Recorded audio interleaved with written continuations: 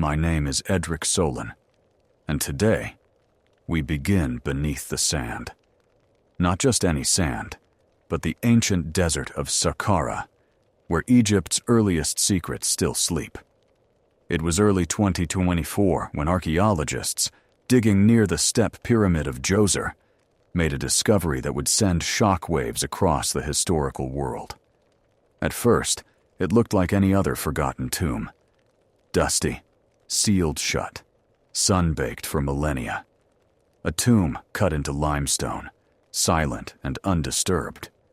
But when they finally opened it, they didn't find what they expected. There was no body, no sarcophagus, no treasures, just silence. And something else. Paintings, vivid and untouched, symbols carved with extreme care, hieroglyphs etched into the walls with a precision that felt sacred. And then, one name, Teti Nebu, a man lost to history. But now, suddenly, he had returned. Teti Nebu lived over 4,000 years ago, during one of the strangest turning points in all of ancient Egypt. He walked the halls of the Old Kingdom, right before it began to collapse. This was the age of the last great pyramid builders. The sun still reflected off smooth limestone monuments. But behind the stone, cracks had begun to spread. The Nile's floods were weakening. Food became scarce. Power began to shift from the pharaoh to regional governors. Egypt's golden age was beginning to fade. And in the middle of that chaos stood one man, a doctor, a healer, and maybe something more. Teti Nebu wasn't just a royal physician. He held titles no ordinary man could claim. He was called Conjurer of Selket, a title linked to one of the most dangerous deities in Egyptian mythology. Selket, the goddess of venom and healing, a protector against scorpion stings and snake bites, but also a feared presence in the underworld. To be her conjurer meant Teti wasn't just using medicine. He was invoking powers that belonged to the gods. Alongside that, he was listed as Director of Medicinal Plants, a role seen maybe once or twice across all Egyptian tombs. And then, perhaps strangest of all, he was called Chief Dentist to the Crown. 3 titles, 3 domains: venom, plants, and teeth. Each one rare. Combined? Unheard of. And yet, here they were, carved into stone. That's when researchers realized this tomb wasn't just a resting place. It was a shrine, an archive of knowledge, a chamber meant to preserve not a body, but a legacy. Because even though the mummy was gone, the message remained. The walls told stories in color, paintings of strange jars, abstract geometric patterns, clusters of medical tools, and long, flowing lines of sacred text. One inscription reads, loosely translated, "To still the poison, one must command the flame." No one is entirely sure what it means. Some believe it refers to venom treatments, maybe cauterizing bites. Others think it's a metaphor, that Teti Nebu believed disease was fire, and that he had the power to extinguish it. His tomb was located near the Pyramid of Unas, a site already known for their bath or strange finds and mysterious texts. That area of Saqqara is filled with clues from the Old Kingdom's final breath. Nearby, other tombs had shown signs of ritual magic, but this one felt different. There were no signs of wealth, no burial goods, no body, only knowledge. And that's what made it terrifying. One researcher, Dr. Layla Montrose, said, "This tomb doesn't feel like it was robbed. It feels like it was emptied, intentionally, as if someone, or something, came back for him." But who was this man? Why were his titles so rare? And what kind of doctor calls upon a scorpion goddess? Egyptologists believe Teti Nebu may have worked directly with Pharaoh Pepi II. Pepi II ruled for over 90 years, the longest reign in recorded history. But near the end of his life, His grip on the kingdom weakened. The priesthood grew in power. The Nile failed to flood properly, and famine spread. Perhaps Teti Nebu wasn't just a doctor. Perhaps he was one of the last trusted figures in the dying court. Someone who treated the royal family while watching the empire crumble. And yet, he built a tomb. Not just any tomb, but one worthy of a high priest. The craftsmanship, the precision, the script, it all pointed to someone revered. And still, no body. Some archaeologists now believe his remains may have been relocated. Others believe he was never buried at all. Was this a decoy tomb? A spiritual vessel? Or something else? One theory suggests that Teti Nebu may have chosen to vanish, or to ascend. Ancient Egyptians believed strongly in transformation. If someone mastered the right spells, rituals, and medicines, they could pass through death untouched. Could Teti have attempted such a passage? One line on the wall stands out. Through the venom I am born. Through the root I am sealed. It reads like a spell, like an initiation. And this isn't science fiction. This is exactly how ancient Egyptian healing was understood, as both physical and spiritual. Doctors weren't just physicians. They were priests, magicians, alchemists. They treated wounds with resins and oils, but they also spoke incantations.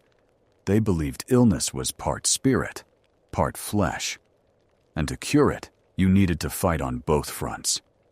Teti Nebu seems to have been a master of that world, a bridge between medicine and mysticism. And the deeper you look into his tomb, the more unsettling it becomes. There are carvings of hybrid creatures, a serpent coiled around a lotus flower, an ibis with 3 eyes, and a jar shaped like a heart, surrounded by flames. These weren't just decorations. They were symbols of transformation. Some researchers have begun calling this place the Tomb of Ascension, not because he rose from the dead, but because the man buried here may never have died in the traditional sense. Or perhaps he knew something others didn't. Something about life, about healing, about how to cheat death itself. And maybe, just maybe, the message carved into these walls wasn't meant for Go, as maybe it was meant for us. As we stand now in an age of medical marvels and scientific breakthroughs, we're still haunted by the same fears. Disease, pain, loss, mortality. And here, 4,000 years ago, stood a man who faced the same fears, with nothing but plants, spells, and courage. He is long gone, but his words remain, carved in stone, waiting. This is the story of the tomb with no body, and in the next chapter, we'll follow the trail of the scorpion goddess and the forgotten rituals of venom healing. Because Teti Nebu was more than a man, he was a conjurer, and his message is only beginning to unfold. The healer of scorpions, there's something haunting about silence inside a tomb. Not just the absence of sound, but the presence of something else. Something ancient. Something watching. That's the feeling archaeologists reported when they stood inside the burial chamber of Teti Nebu, surrounded by walls that glowed with impossible color after 4,000 years in darkness. They weren't just looking at murals. They were reading a manual, a book carved in stone, teaching how to heal, how to protect, and how to summon. Because the title that stood out most on those walls wasn't doctor, it wasn't chief dentist, it was conjurer of Selket. To understand what that means, we need to travel back, not just in time, but into the belief system of ancient Egypt. The Egyptians saw life as a balance between order and chaos, between Ma'at, harmony, and Isfet, disorder. And in between stood the gods. Some gods were protectors, others destroyers. Selket was both. To most, she was the goddess of scorpions, a creature feared across the desert. Small, silent, and deadly. Its sting could kill in hours. Selket could unleash that death, but she could also take it back. That made her power unique. She was both guardian and executioner, the venom and the antidote. Depicted with a golden scorpion upon her head, Selket stood at the thresholds of life, of pain, of death itself. She was one of the 4 goddesses who protected the internal organs of the dead. When a mummy was embalmed and its organs placed into canopic jars, Selket guarded the jar containing the intestines. Why that one? Because the intestines were associated with purification, with the idea that what we take into our bodies must be cleansed. Symbolically, that was Selket's domain. And yet, the role of conjurer of Selket appears almost nowhere else in the Egyptian record. That makes Titi Nebu an anomaly. So what does it mean? Conjuration wasn't just worship, it was calling upon. To conjure Selket meant to summon her power, to channel it, to wield it. Teti wasn't just praying to Selket, he was using her, and not in battle, but in healing. The Egyptians believed that illness could be caused by evil spirits, but they also knew about venom, wounds, infection. Their medicine was a strange blend of science and superstition, and often it worked. When someone was bitten by a snake or stung by a scorpion, it wasn't enough to clean the wound. You had to perform a ritual, recite the name of the creature, name the time it struck, ask the goddess to reverse it.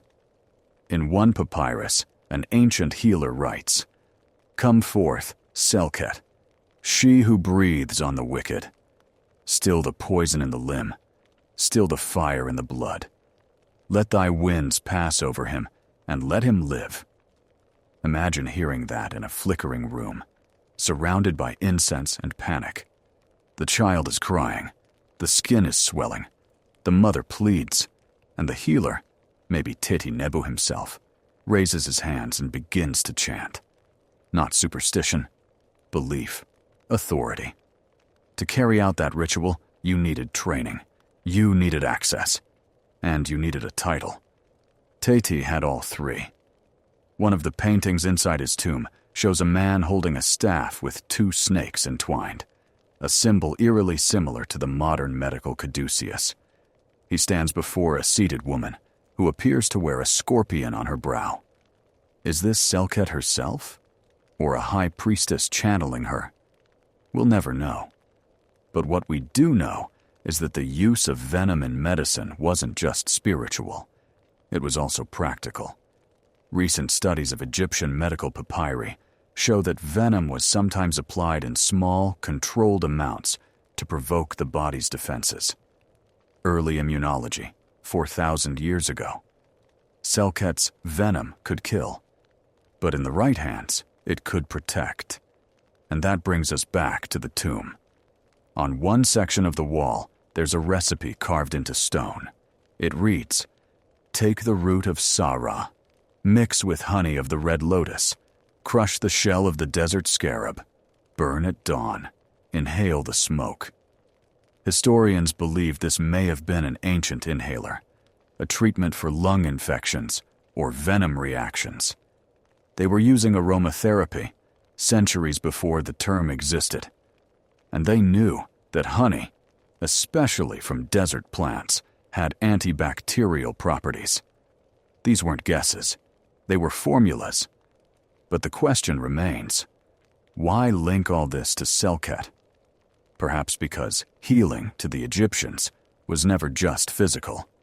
To treat the body, you had to treat the spirit. And Selket was more than a goddess. She was a threshold. She stood at the boundary between death and life, between the living world and the one beyond.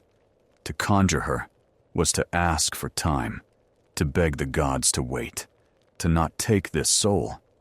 Not yet. That kind of power wasn't just respected, it was feared.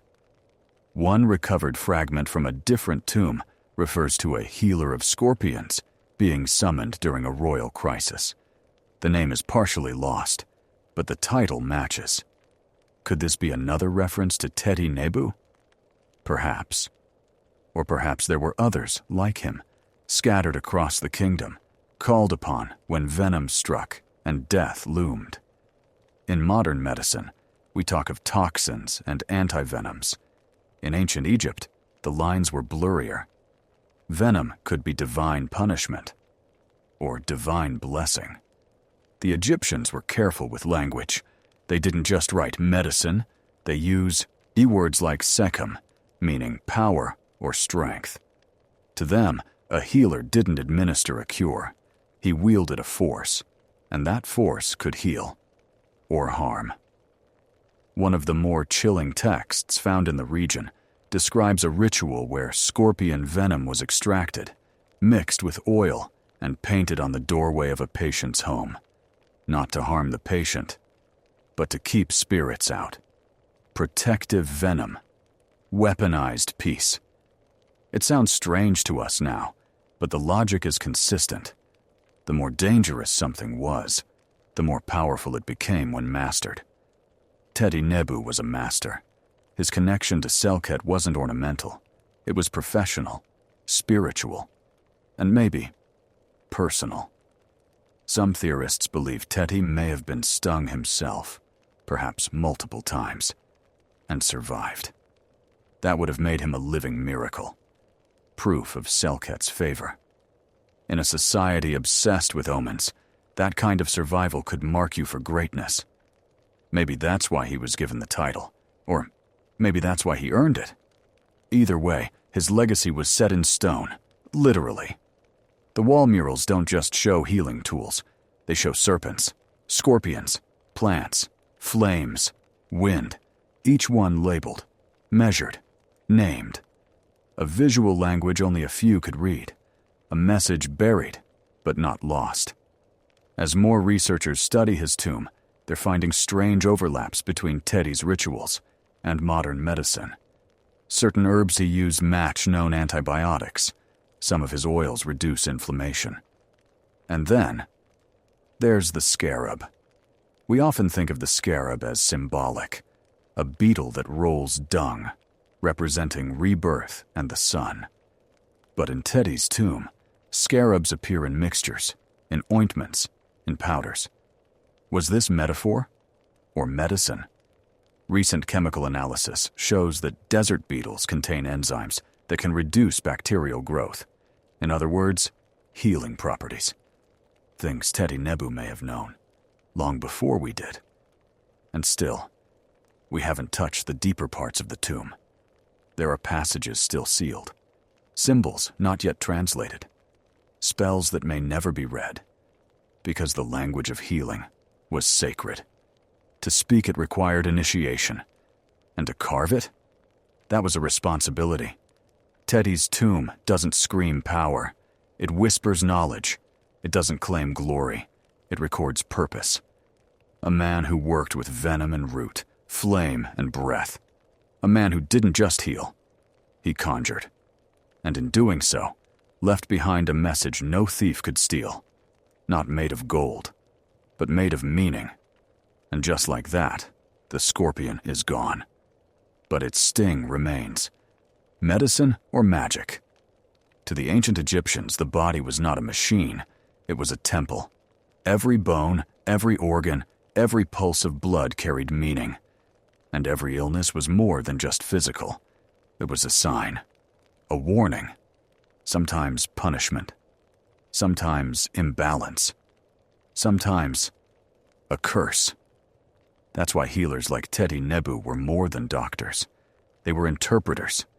They didn't just diagnose the body, they listened to the spirit. If you walked into a healing chamber in Egypt 400 years ago, it wouldn't look like a hospital. It would look like a shrine.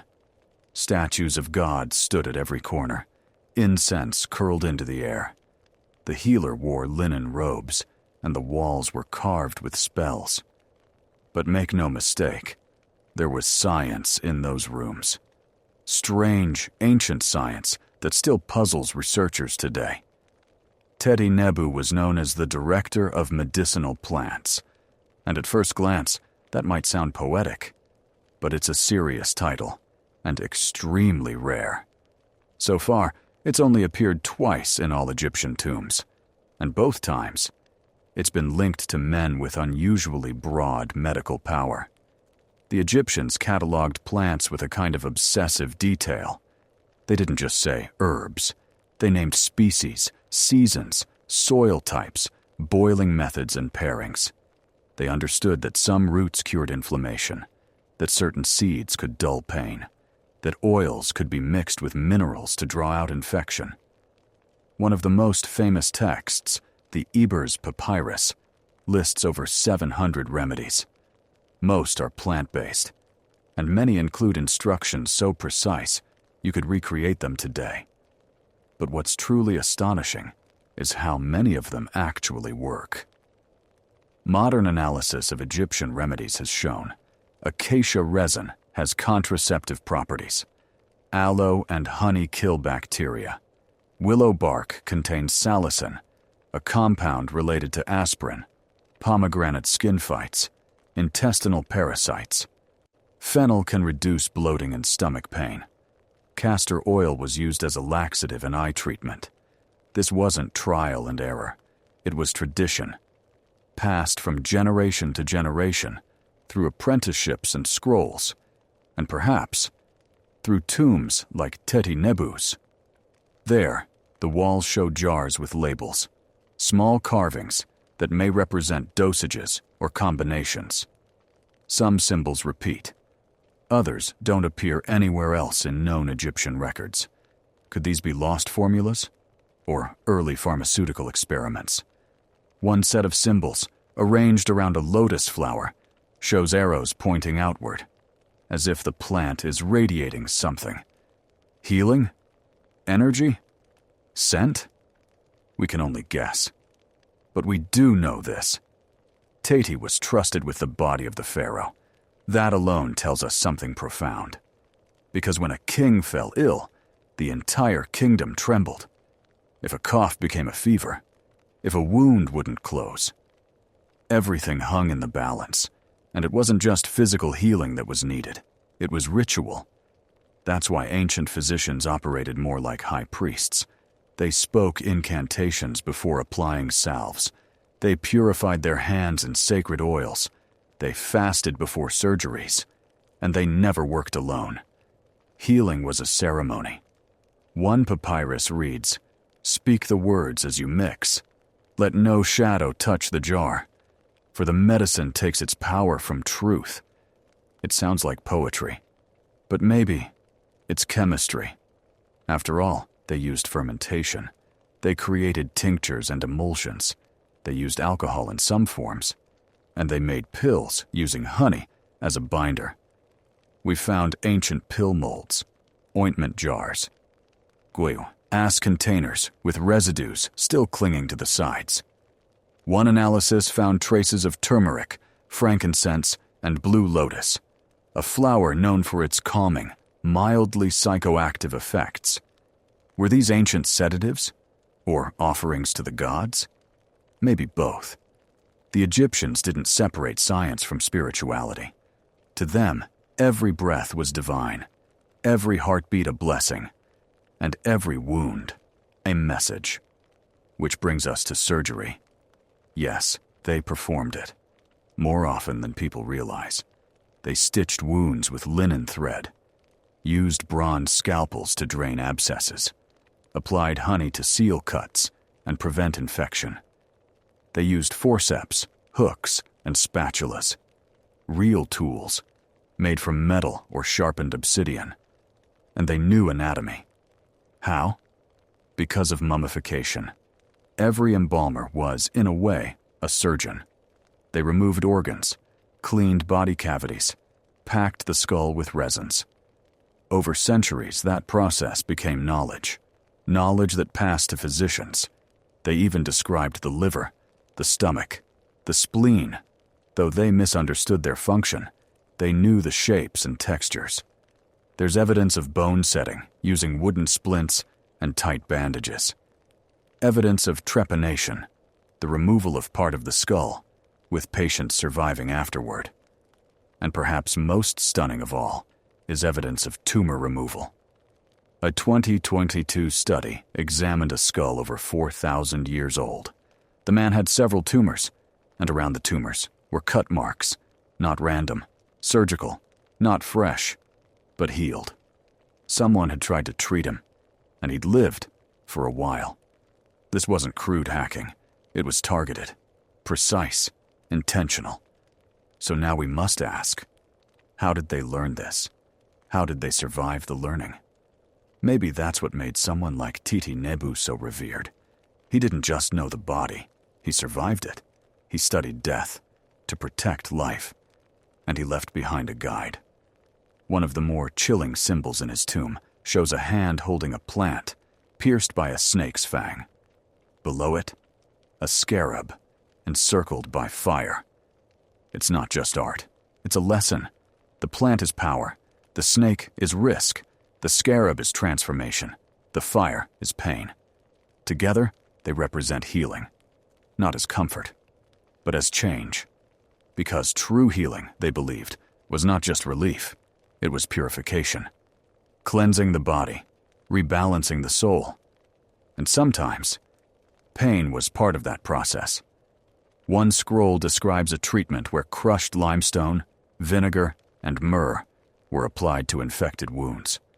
Would have burned like acid, but it killed infection. They also used copper salts, which we now know destroy bacteria, and natron, the same mineral used in embalming, to dry out diseased flesh. There's even evidence of cauterization, burning the skin to stop bleeding, to close wounds, to kill disease. They didn't fear fire, they respected it, as a weapon, as a cure. It's no wonder they invoked gods in every step, because healing like that takes courage and belief. We tend to think of ancient medicine as primitive, guesswork, superstition. But in truth, it was complex, rooted in observation, and in some cases, far ahead of its time. Teti Nebu may have walked the palace halls with the pharaoh himself. He may have stood in operating chambers lit by torchlight, mixing herbs and heating blades. He may have whispered words over patients whose names are lost to history. But his methods, they remain. In residue, in carvings, in symbols buried beneath the sand. Somewhere in that tomb, perhaps still hidden, are formulas we don't yet understand, rituals we've only glimpsed, and messages still waiting. Because in Egypt, medicine was never just about saving life. It was about preserving eternity.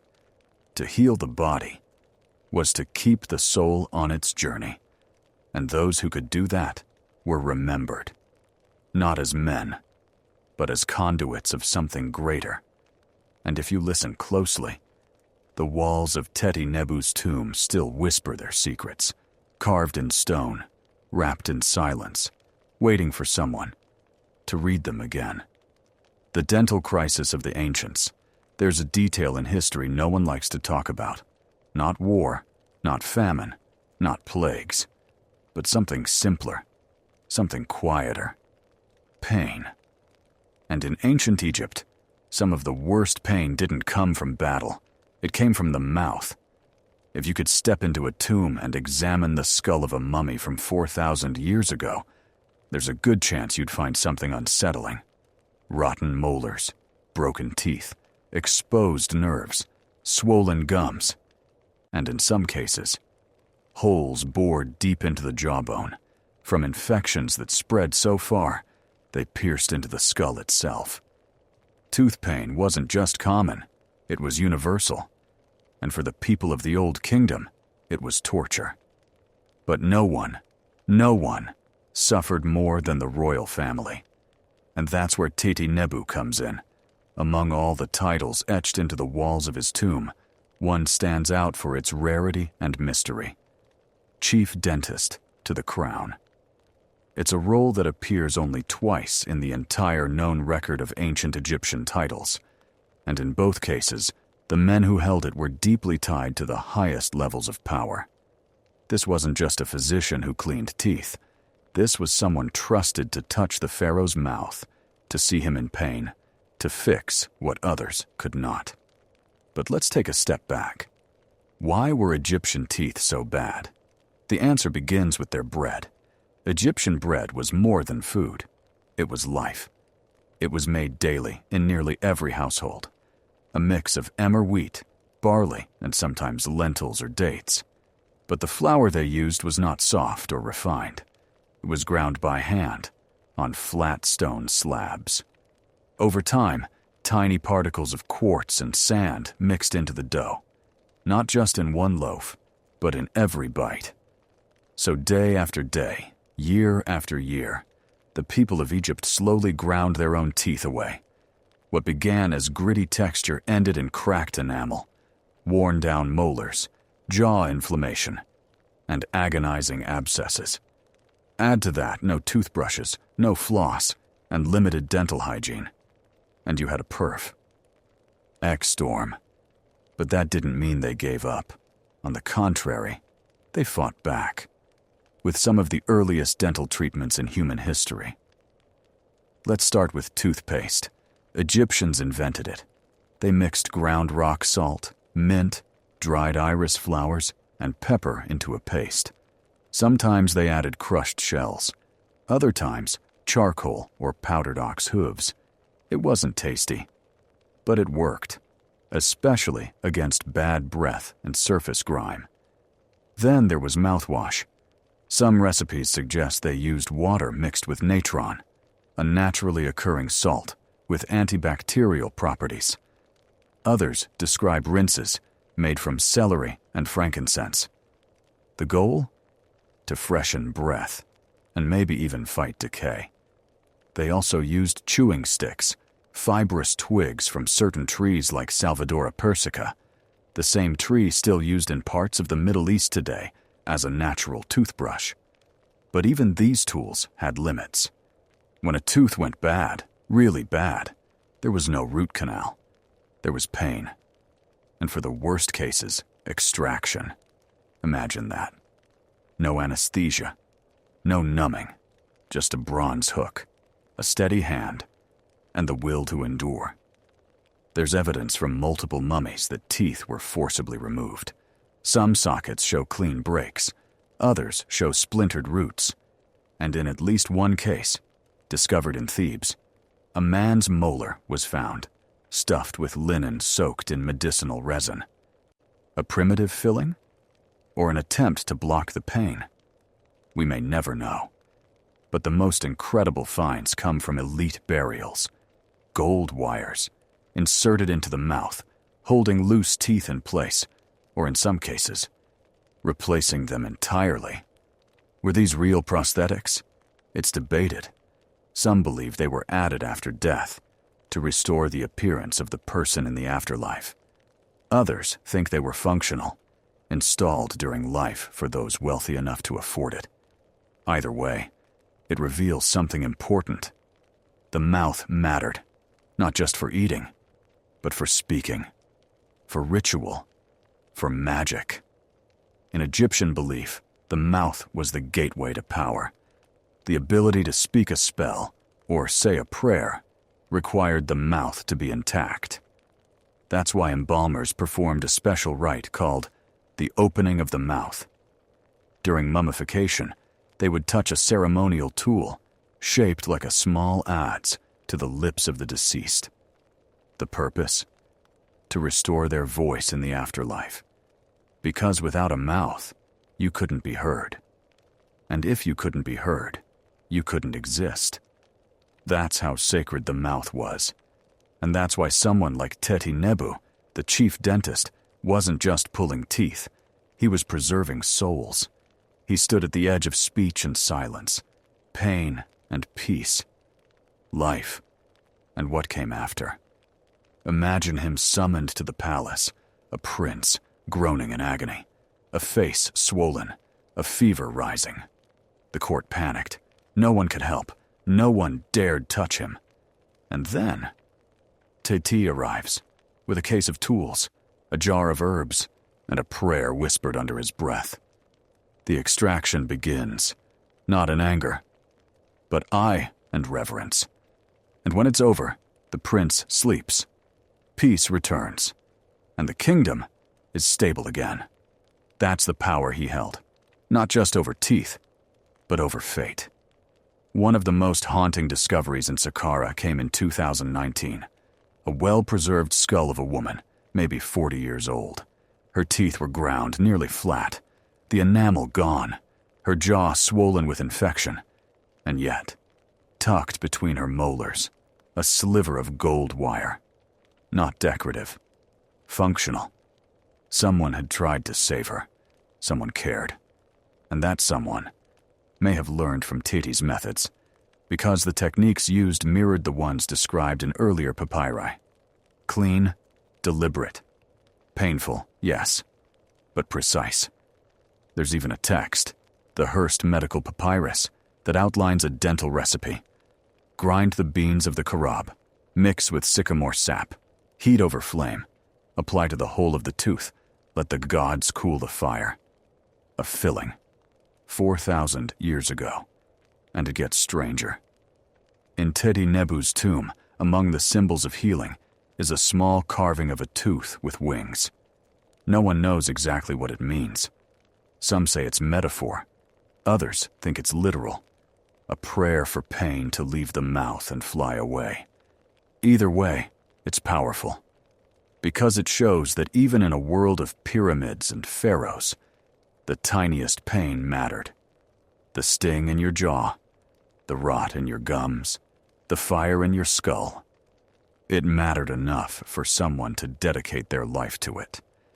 And in doing so, they became more than a healer. They became a guardian. Teti Nebu's legacy isn't written in gold. It's written in enamel, in fractures, in nerve endings long dead, but once screaming. He brought relief where others brought silence. He restored what decay tried to erase, and he proved that even the smallest part of the body deserves reverence.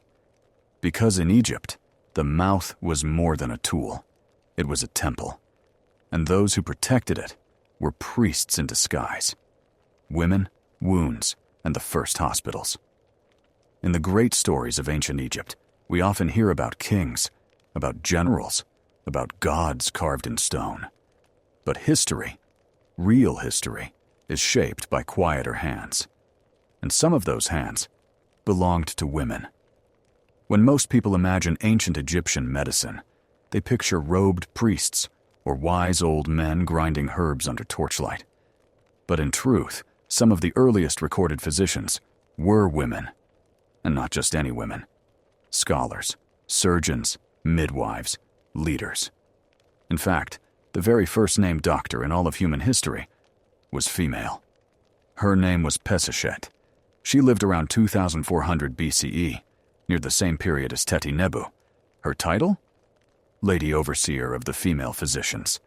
It's carved into her tomb at Giza. Not symbolic, not honorary. An official title, a position of power. Pesachet likely supervised a staff of trained women working in temples or palaces, tending to patients, managing remedies, and performing procedures. She wasn't alone. Egyptian records contain dozens of references to female healers, midwives, priestesses, herbalists. Some worked exclusively with women. Others treated all members of society. And unlike later cultures, Egypt wasn't afraid to train women in science. Their medical papyri were copied, memorized, and sometimes taught in what the Egyptians called Per Ankh, the House of Life. These weren't just libraries. They were schools, research centers, hospitals, and perhaps the first of their kind. Imagine a courtyard, open to the sky. Students kneeling beside wooden benches. Scrolls unrolled across stone tables. Instructors, men and women, reciting procedures from memory, while apprentices copied them by hand. This was not folklore. This was education. One fragment from the Ramesseum Medical Papyrus speaks of surgical techniques. To close the wound, press with cloth of white. speak the breath of Ra, mix resin with cedar oil, bind tight, but not to stop the blood. Let him sleep with. So medicine was emotional, spiritual, moral.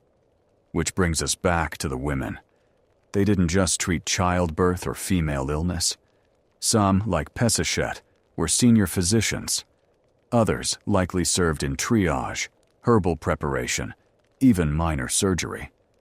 There's evidence that women helped embalm, a process requiring anatomical precision, and they had tools.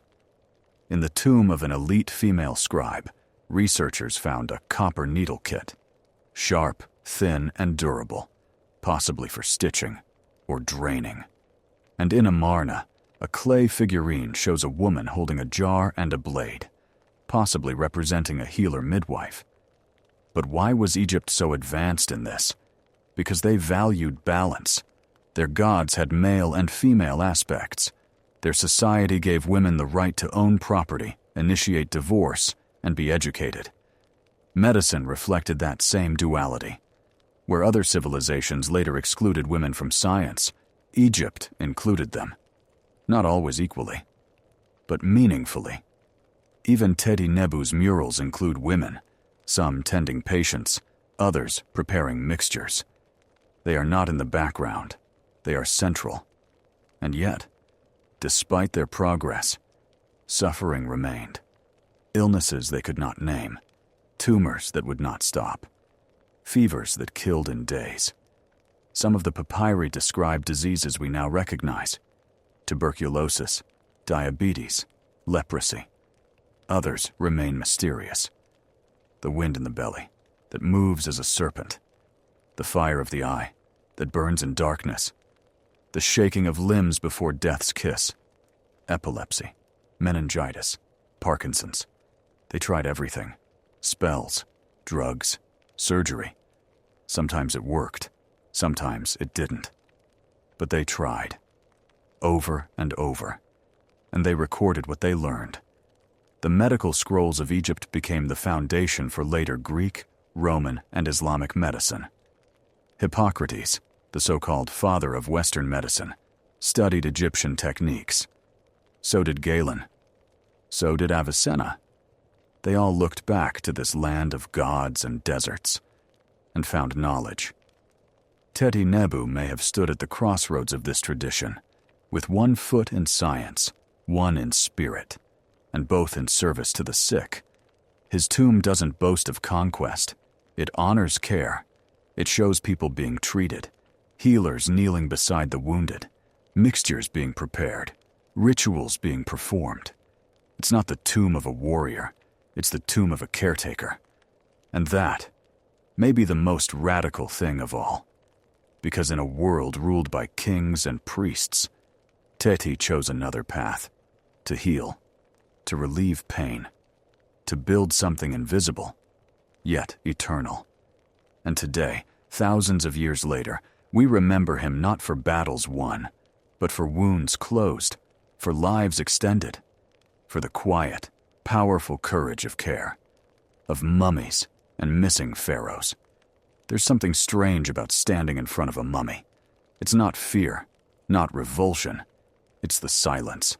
A silence that's thick, heavy, almost intelligent. Because in that silence, there's a question.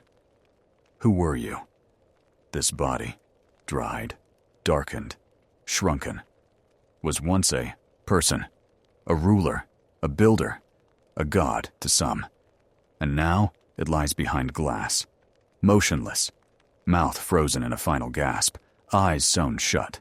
It looks like death, but to the ancient Egyptians, it was something else, a beginning. Mummification wasn't about decay, it was about preservation, not of the flesh, but of the soul's journey. To preserve the body meant to preserve the name, the story, the access to eternity. And yet, so many stories were lost. Because even as Egypt built its pyramids, carved its temples, and sealed its tombs, it could not stop time. It could not stop theft, corruption, desecration. Many pharaohs, great pharaohs, simply vanished, and their mummies were never found. But what if I told you some of them were? What if I told you that in the 19th century, a hidden tomb was opened in silence, and inside were dozens of royal bodies, piled, stacked, labeled like library scrolls, kings, queens, generals, priests, moved in secret, stripped of treasure, but preserved. This is the story of the missing pharaohs, of the bodies that vanished, and the science that found them again. It's a story written not in hieroglyphs, but in bone, in DNA, in scars and fractures. And it begins not in a tomb, but in a small village, with a secret. To understand the mystery of the missing pharaohs, we must first understand the ritual that made them immortal, not mythically, but practically. Because what the ancient Egyptians developed was a system, a process, a spiritual science, one of the most advanced mortuary techniques the world had ever seen. Mummification, not just the wrapping of a body, but a transformation, a resurrection, in stages. When a person died, the first enemy was not time, but rot. The body began to decay within hours, and so the priest embalmers had to work quickly. Step 1, purification. The body was washed with Nile water, sacred and symbolic, then anointed with oils. Step 2, removal. Organs were extracted, carefully. The lungs, intestines, stomach, and liver were placed into canopic jars, each jar guarded by one of the 4 sons of Horus, each organ a portal to the afterlife. The heart, considered the seat of the soul, was sometimes left in place, sometimes removed, sometimes mysteriously missing. But the brain? Always discarded, not because it wasn't important, but because they believed consciousness lived in the heart. The brain was liquefied and removed with a hooked tool through the nostrils. Clean, efficient, coldly brilliant. Step 3, dehydration. The body was packed in natron, a salt mixture found in the deserts. It pulled every drop of moisture from the flesh. In 40 days, the corpse became something else. Hard, preserved, timeless. Then came the oils again, the resins, the packing. Cavities were filled with linen or sawdust, eyes replaced with onion peels or carved stone, skin painted with red ochre for men, yellow for women. Then the wrapping began.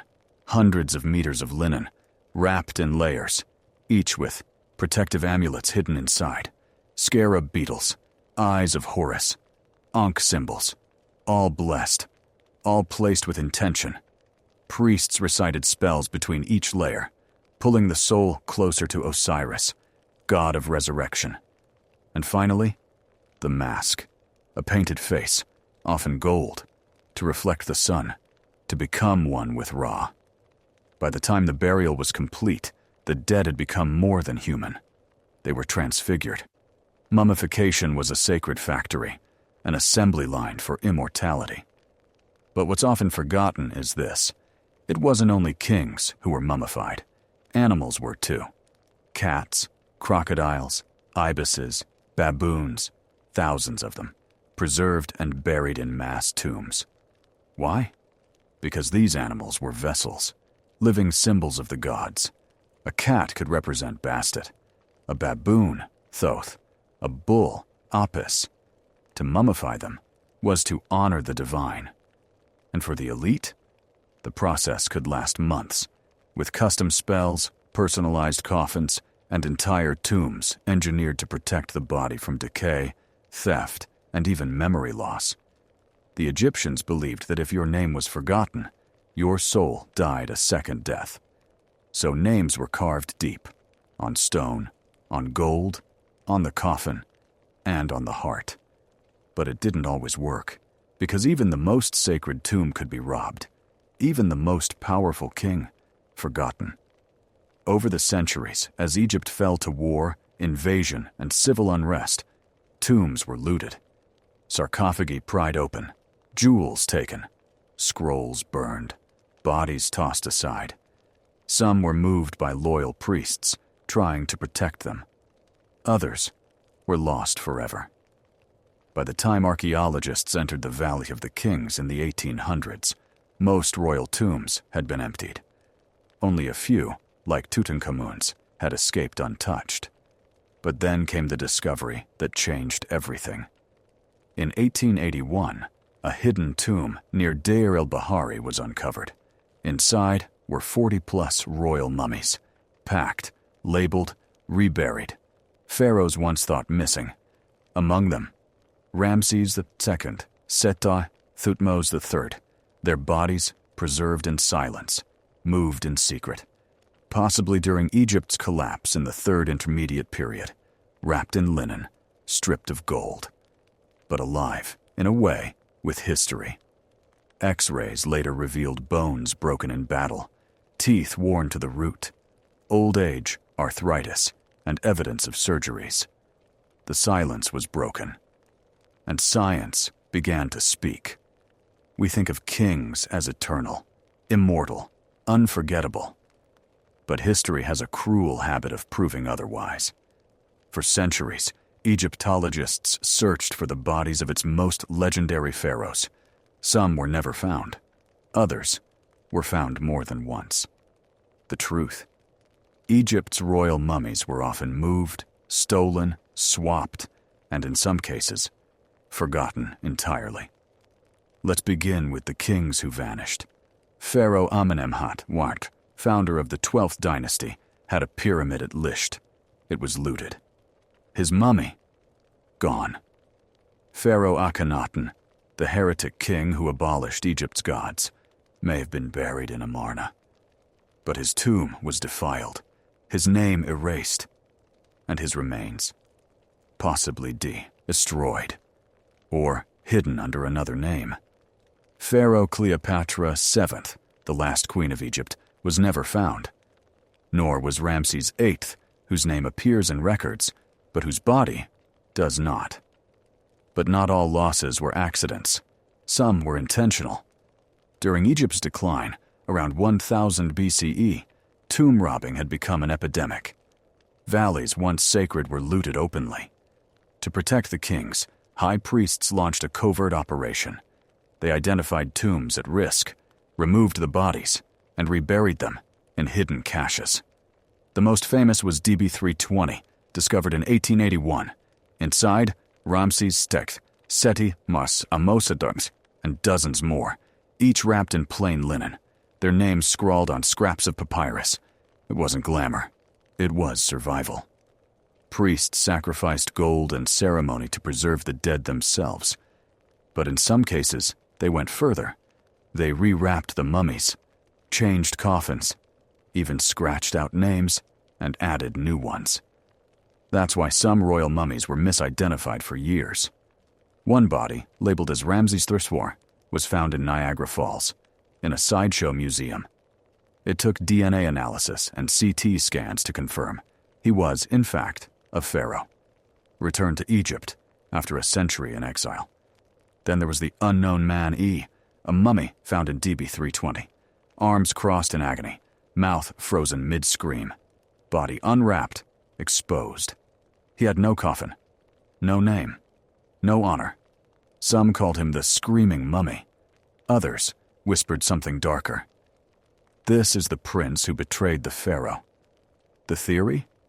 That unknown man E was Pentower, son of Ramses III, who led a failed coup against his father.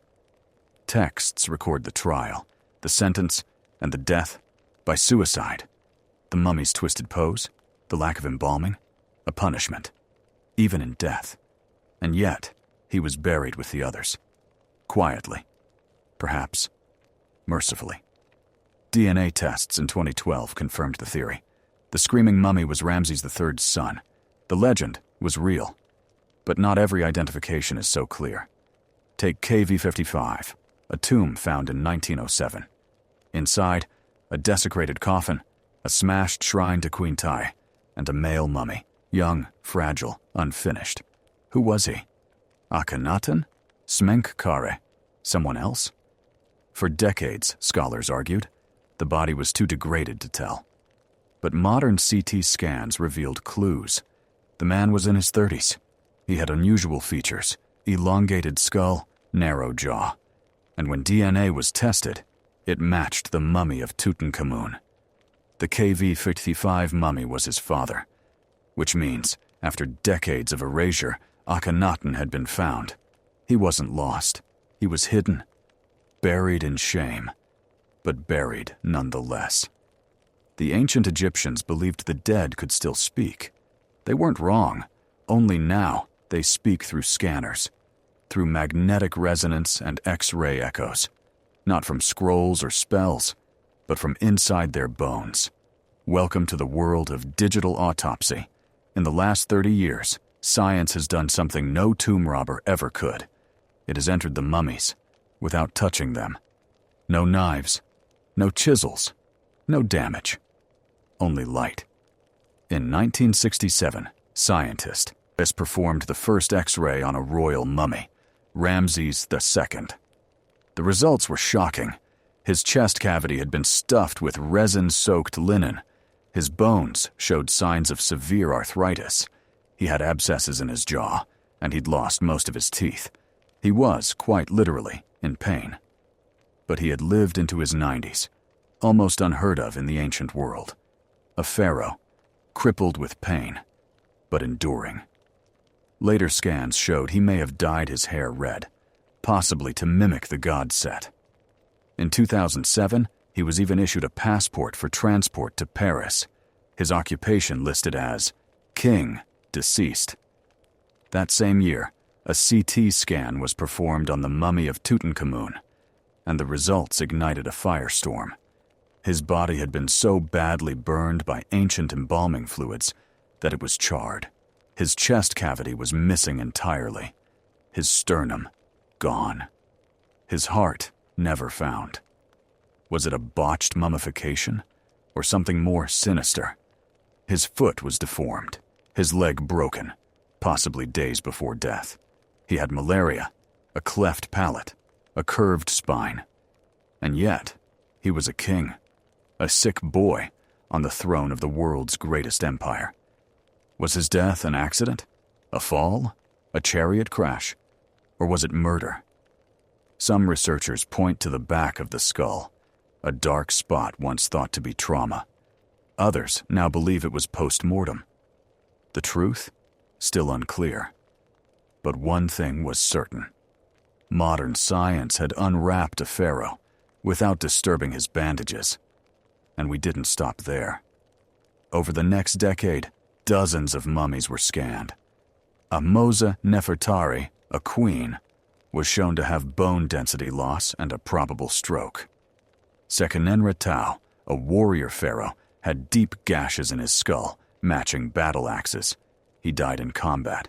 A king, murdered by foreign invaders, face to face. And then, there was the face itself. Because once CT scans captured the skulls in 3D, we could reconstruct them, layer by layer, muscle by muscle, until faces, long buried, looked back at us. Tutankhamun, Ramses the Great, Meritamun, a priestess with gentle eyes, a child wrapped in linen, all now rendered in color, digital immortality.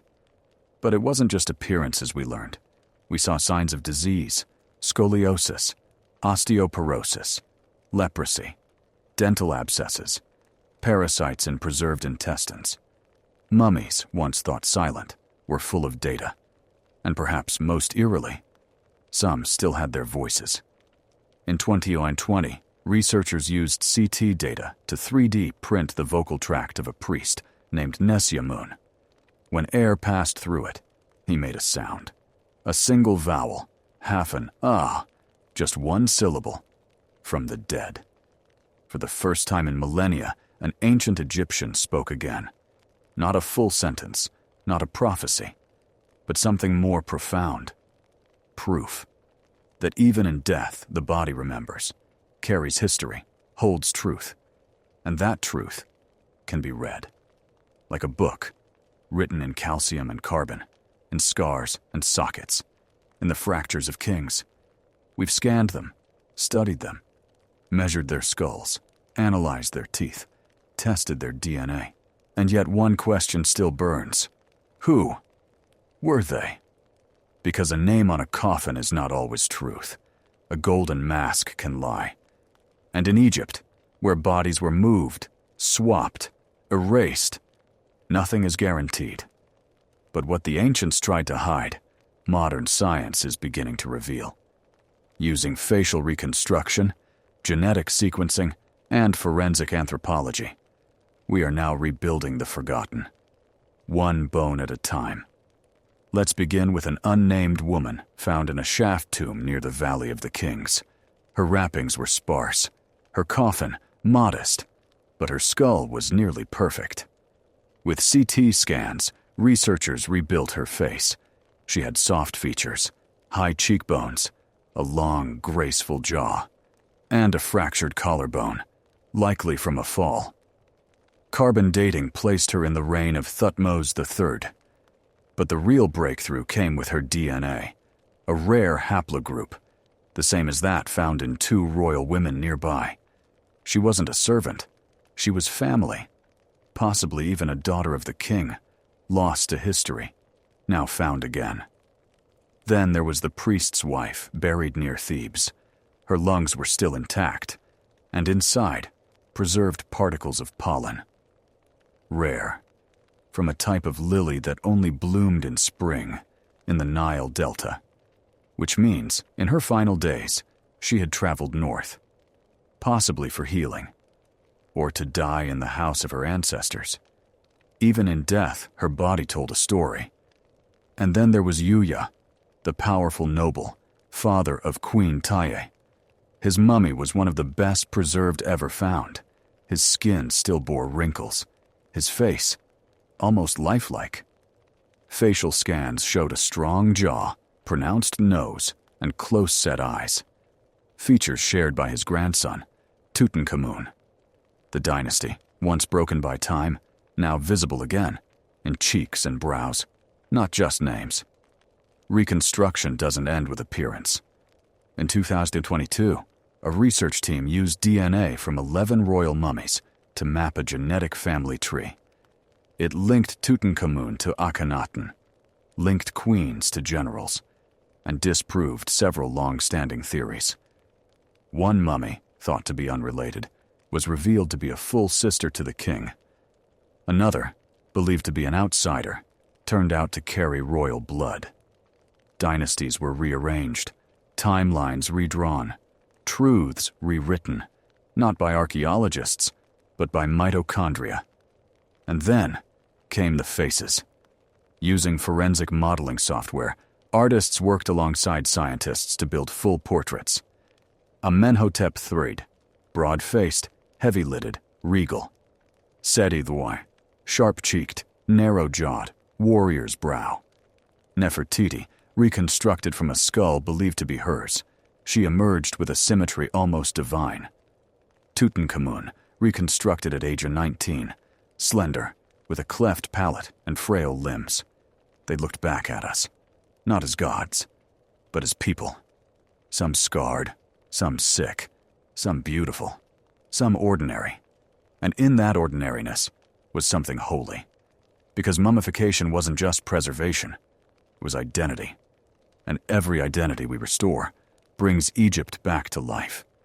There are still hundreds of unidentified mummies, in museums, in vaults, in fragments. Each one holds a name, waiting to be heard.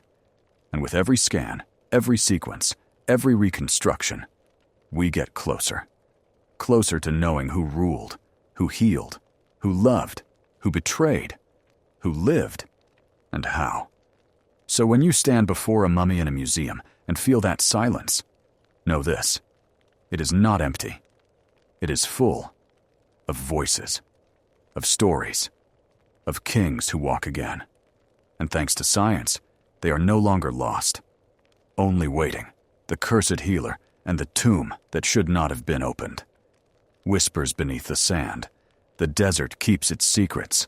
It buries them beneath centuries of silence, stone upon sand, name upon name, until someone comes to dig them up. And sometimes, they shouldn't. Ask any archaeologist. They'll smile politely when you bring it up, but you'll see it in their eyes, that flicker, that memory, because deep down, even the most rational minds know. Some tombs feel wrong, too quiet, too untouched, too watchful. And one of those tombs may have belonged to a man called Teti Nebu. He was a healer, a conjurer, a master of medicine and ritual. But some say he left behind something more than ointments and prayers, something no scalpel can remove. A curse. Now let's be clear. Curses are not science. There's no peer-reviewed journal that confirms divine punishment from beyond the grave. And yet, the stories persist. It began, at least publicly, with the most famous tomb in history, Tutankhamun's. When Howard Carter opened the Boy King's burial chamber in 1922, the world watched in awe. Gold, gems, chariots, a coffin of solid gold, and a mummy untouched for 3,000 years. But then came death. Lord Carnarvon, the financier of the dig, died weeks later from an infected mosquito bite. His dog howled and dropped dead the same night. His house in England reportedly lost power at the moment of his death, and Cairo's newspapers exploded with headlines. Death comes on wings to those who enter the tomb of a pharaoh. Other deaths followed. A radiologist who x-rayed the mummy, dead from a mysterious illness. A visitor to the tomb, struck by lightning days later. An archaeologist, poisoned by a rare fungus found only in sealed chambers. Coincidence? Maybe. But the legend had begun. And as more tombs were opened, across Saqqara, Luxor, and the Valley of the Kings, whispers grew louder. Some believed ancient priests had inscribed real curses on tomb walls, and in rare cases, they were right. One tomb reads, "I am the flame that burns the thief. I am the scorpion beneath your bed. Disturb me not, lest your breath turn to ash." Another, "He who breaks the seal shall know the silence of the gods, and the silence shall never end." Were these metaphors? Maybe. But the Egyptians believed in Heka, spiritual force. They infused their words, their statues, even their ink with protective energy. A curse wasn't just a warning, it was a weapon. Now fast forward to the early 2000s. A team of Egyptian archaeologists break as ground near the Pyramid of Unas, an area untouched for millennia. What they find shocks even the veterans. A tomb, beautiful, painted in vivid color, its walls pristine, its inscriptions crystal clear. It belongs to Teti Nebu, physician to the elite, dentist to the crown, and, according to one line of text, a master of the venom path. What does that mean? Scholars argue. Some think it's poetic. Others believe it refers to sacred poisons used in ritual healing and in death. But what happened next is stranger. 2 members of the dig team fall ill. One develops a rare lung infection. Another breaks his leg in a fall from only 2 feet off the ground. A power generator explodes without warning. The lead conservator reports a choking smell inside the tomb, though no source is found. And then, silence. The tomb is sealed for months. No press releases, no follow-up. Years later, it's reopened. Now with strict breathing masks, UV disinfection, and limited access. Some say it was for safety. Others whisper something darker. Inside the tomb, one inscription was removed. A portion chiseled out, deliberately. Photographs taken during the initial discovery show what it once said. "Let not the mouth be opened. Let not the healer be disturbed. For he sleeps beside Selket, and she is patient, until she is not." Selket, the scorpion goddess, protector of the embalming tent, bringer of venom and cure. Teti Nebu wasn't just buried with her name. He claimed to serve her. The phrase "conjurer of Selket" appears 6 times on the tomb walls. No other tomb has that many invocations. Was it devotion or a warning? We may never know. But one thing is certain. Even today, archaeologists approach certain tombs differently. They take readings for airborne mold. They wear gloves, suits, filters. They test for toxins, like Aspergillus flavus, a fungus that thrives in dark, damp tombs and can cause fatal lung infections. They scan for radiation, for pockets of methane or formaldehyde released by decaying organics. Some tombs test positive, others do not. But in every case, one rule is sacred: respect the dead. Because Egypt's priests didn't build tombs to impress tourists. They built them to protect souls, to guard names, to silence betrayal. And when we break that silence, sometimes it breaks back. Science and shadows. There's an old saying among Egyptologists: not everything buried in a tomb is treasure. Sometimes it's danger, but not from spirits, not from ancient spells, from something far more real, the very air. When archaeologists open a sealed tomb, especially one untouched for thousands of years, they release more than dust. They release microbes, spores, toxins, and sometimes death. Let's take a closer look at the science behind the so-called Pharaoh's Curse. In 1999, a team at the University of Manchester conducted microbial tests on ancient tomb walls. What they found was unsettling. Fungi, including Aspergillus niger and Aspergillus F. lavis, which release potent mycotoxins.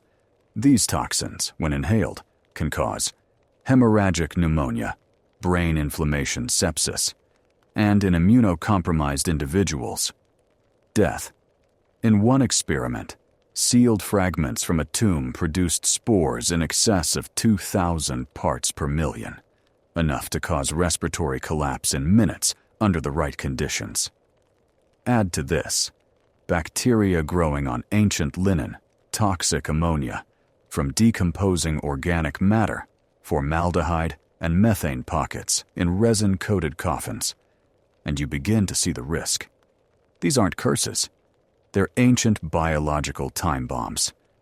Take the case of archaeologist Zahi A., who developed acute sinus damage after entering a newly unsealed chamber in Saqqara in 2003. Scans showed tissue scarring, likely from prolonged exposure to mold spores. Or the French conservator who collapsed after entering a limestone tomb in Luxor, diagnosed with histoplasmosis, a disease caused by fungal inhalation. These aren't myths. They're medical cases, documented, studied, peer-reviewed. And yet, people still call it a curse. Why? Because science explains the how, but it doesn't touch the why. Why does misfortune follow certain tombs? Why do patterns emerge? Why do some places feel cursed? To understand that, we have to revisit the mindset of the Egyptians themselves. They didn't see life and death as opposites. They saw them as two halves of the same path. And the tomb, the house of eternity, was not the end. It was a threshold. Crossing it without permission was spiritual trespassing. That's why so many tombs include protective inscriptions. Not curses per se, but contracts. They warned of balance, of consequence, of violating cosmic order. Ma'at. Ma'at wasn't just justice, it was harmony. It was the glue that held the universe together. Break it. And chaos followed. One text from the tomb of the priest Nespamedu reads, "To those who enter with greed, I offer the Eye of Ra. To those who enter with reverence, I offer my name." This wasn't poetry. This was law, a spiritual physics. And for the ancient mind, deeply attuned to the sacred, this law was real. That's why tomb builders included guardian statues at entrances. That's why they buried blades beneath thresholds. That's why every tomb had a false door, to confuse wandering spirits. Teti Nebu's tomb had 3 false doors, more than any healer's tomb ever discovered. Why? Was he afraid of something? Or did he know what might come? Let's consider another modern mystery. In 1986, a private team opened a sealed tomb west of Memphis. Within days, one member hospitalized with unexplained fevers. Another developed bleeding gums, and vision loss. Equipment failed. Photos came back distorted. No biological agent was ever confirmed, but the symptoms aligned with exposure to ancient fungal toxins and possibly radiological pockets. Again, no curses, just old, hidden dangers. And yet, the pattern repeats. Disrespect the tomb. Pay the price. One site manager, Spee, King anonymously said, "You don't joke when you go into the tomb. You don't speak loudly. You don't point at the face of the dead. You don't laugh. That's when bad things happen." It's not fear. It's etiquette. A kind of reverence that bridges science and belief. Because whether you fear bacteria or gods, the tomb is not a place for arrogance. It's a place for listening. And in that stillness, something happens. Even the most hardened skeptics begin to feel watched. Not haunted, just observed. And maybe that's the real curse. The way the tomb changes those who enter it. The way it reminds us we're temporary. That the dead are waiting. Not for revenge, but for respect. The mind inside the tomb. There's a moment that archaeologists don't often speak about. It doesn't show up in field notes. It's never published in journals. But it happens, almost universally. That first night after opening a tomb. You're alone, back in your tent or hotel, and the images replay. The face of the mummy, the writing on the walls, the weight of the silence. And then, the dreams begin. Strange, vivid dreams. Of sand, of darkness, of voices without mouths. Some wake sweating. Some report sleep paralysis. Some never sleep at all. Of course, science has a name for this. Taphophobia, the fear of graves, corpses, the buried. And it makes sense. The tomb is unnatural. It's ancient, sealed, full of death and pressure and scent. A sensory overload. Couple that with extreme heat, dehydration, and long hours. And the mind begins to crack. But there's more. Because in Egypt, more than anywhere, the atmosphere expects belief. There are stories behind every hill, whispers in every alley, legends passed from worker to worker. Don't enter with your left foot. Don't photograph the guardian's face. If a scarab crosses your path before the dig, stop. Superstition? Yes, but also protection. Many local workers refuse to enter certain tombs. They've seen things, shadows that move, tools that disappear and reappear, cold spots where no wind should be. They say Teti Nebu's tomb had that feeling. When it was first opened in 2004, a crew of 11 men entered. By the third day, 5 had asked to be reassigned, not because of illness, because of fear. They reported whispers, a foul smell in one corner that came and went, and dreams of a man in white, with no face, standing beside the walls. Of course, these stories were never published, but the site manager filed them, unofficially. One note read, "They refuse to speak the name. They call it the Room of Watching. I cannot keep a full team inside for longer than 30 minutes. Even seasoned workers avoided it. Eventually, the tomb was closed to all but a small conservation team, fully suited, filtered, timed. The section in question contained a mural of Selket, scorpion goddess, with her arms outstretched. But unlike typical depictions, this one had something different. Her eyes had been gouged from the wall, not by time, by Esse, Omuon. A chisel mark was visible under the pigment, deep, deliberate. Who defaced a goddess, and why? Perhaps a rival priest, perhaps a superstitious tomb sealer, or perhaps someone who saw something. Even today, This section of the tomb remains under special restriction. Visitors are shown photographs, not the wall itself. And yet, those who've stood near it, even in full gear, report dizziness, headaches, a strange ringing in the ears. Doctors blame carbon dioxide pockets, hypoxia, mild panic responses, reasonable explanations.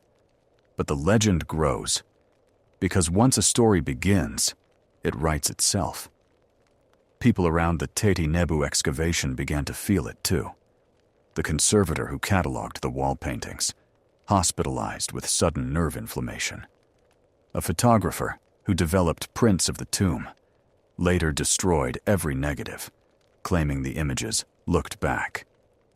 The project coordinator, struck by a car in Cairo days after returning from the site.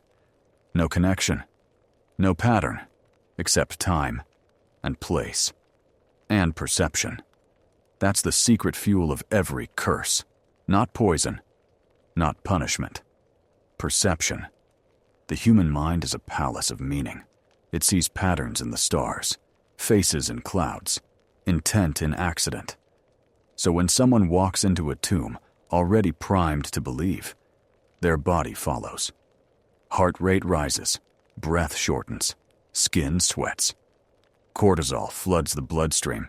The immune system weakens. Focus drops. Fatigue sets in.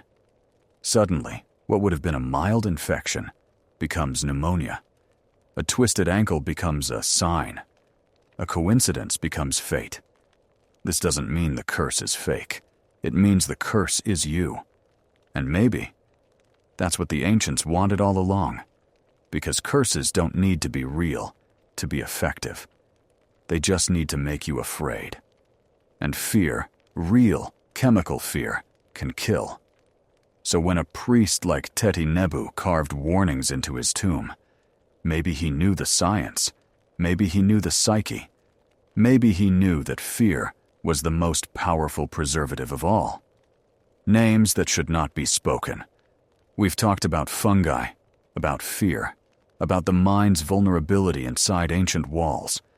But long before CT scans or microbial cultures, there were words, inscribed, painted, chiseled in stone. And some of those words, even today, remain untranslated. Or worse, deliberately avoided, because they weren't made for the living. Take, for instance, the tomb of Kentika Ikeki, a high priest during Egypt's 6th dynasty. Inside, an inscription reads, "He who disturbs this body shall be turned upside down in the underworld. His name shall rot, his children shall wither, his ka shall wander forever." Strong words. This isn't poetry. This is naming annihilation. And it terrified even the ancient Egyptians. In their world, to erase a name was the final death. It unmade the soul, unwound the afterlife. That's why names were everywhere, on sarcophagi, on statues, on walls. To remember the name was to feed the spirit. To forget, it was to starve it. That is what makes Teti Nebu's tomb so strange. His name is inconsistent. In some chambers, it's written clearly, Teti Nebu, servant of life, conjurer of Selket. In others, it's scratched out. Not fully erased, just marked, interrupted, like someone wanted to mute the name, not destroy it. Why? Theories abound. One suggests he fell from favor, another that he crossed a spiritual line, healing too far, meddling too deep. A few researchers believe he used forbidden rites, not curses, but counter-death rituals, a way to transfer decay from one person to another. Dangerous work. If true, it would explain the 3 false doors, the invocation of Selket 6 times, the absence of heart-shaped amulets, standard for high-status burials. And then there's the biggest mystery. Teti Nebu's body was never found.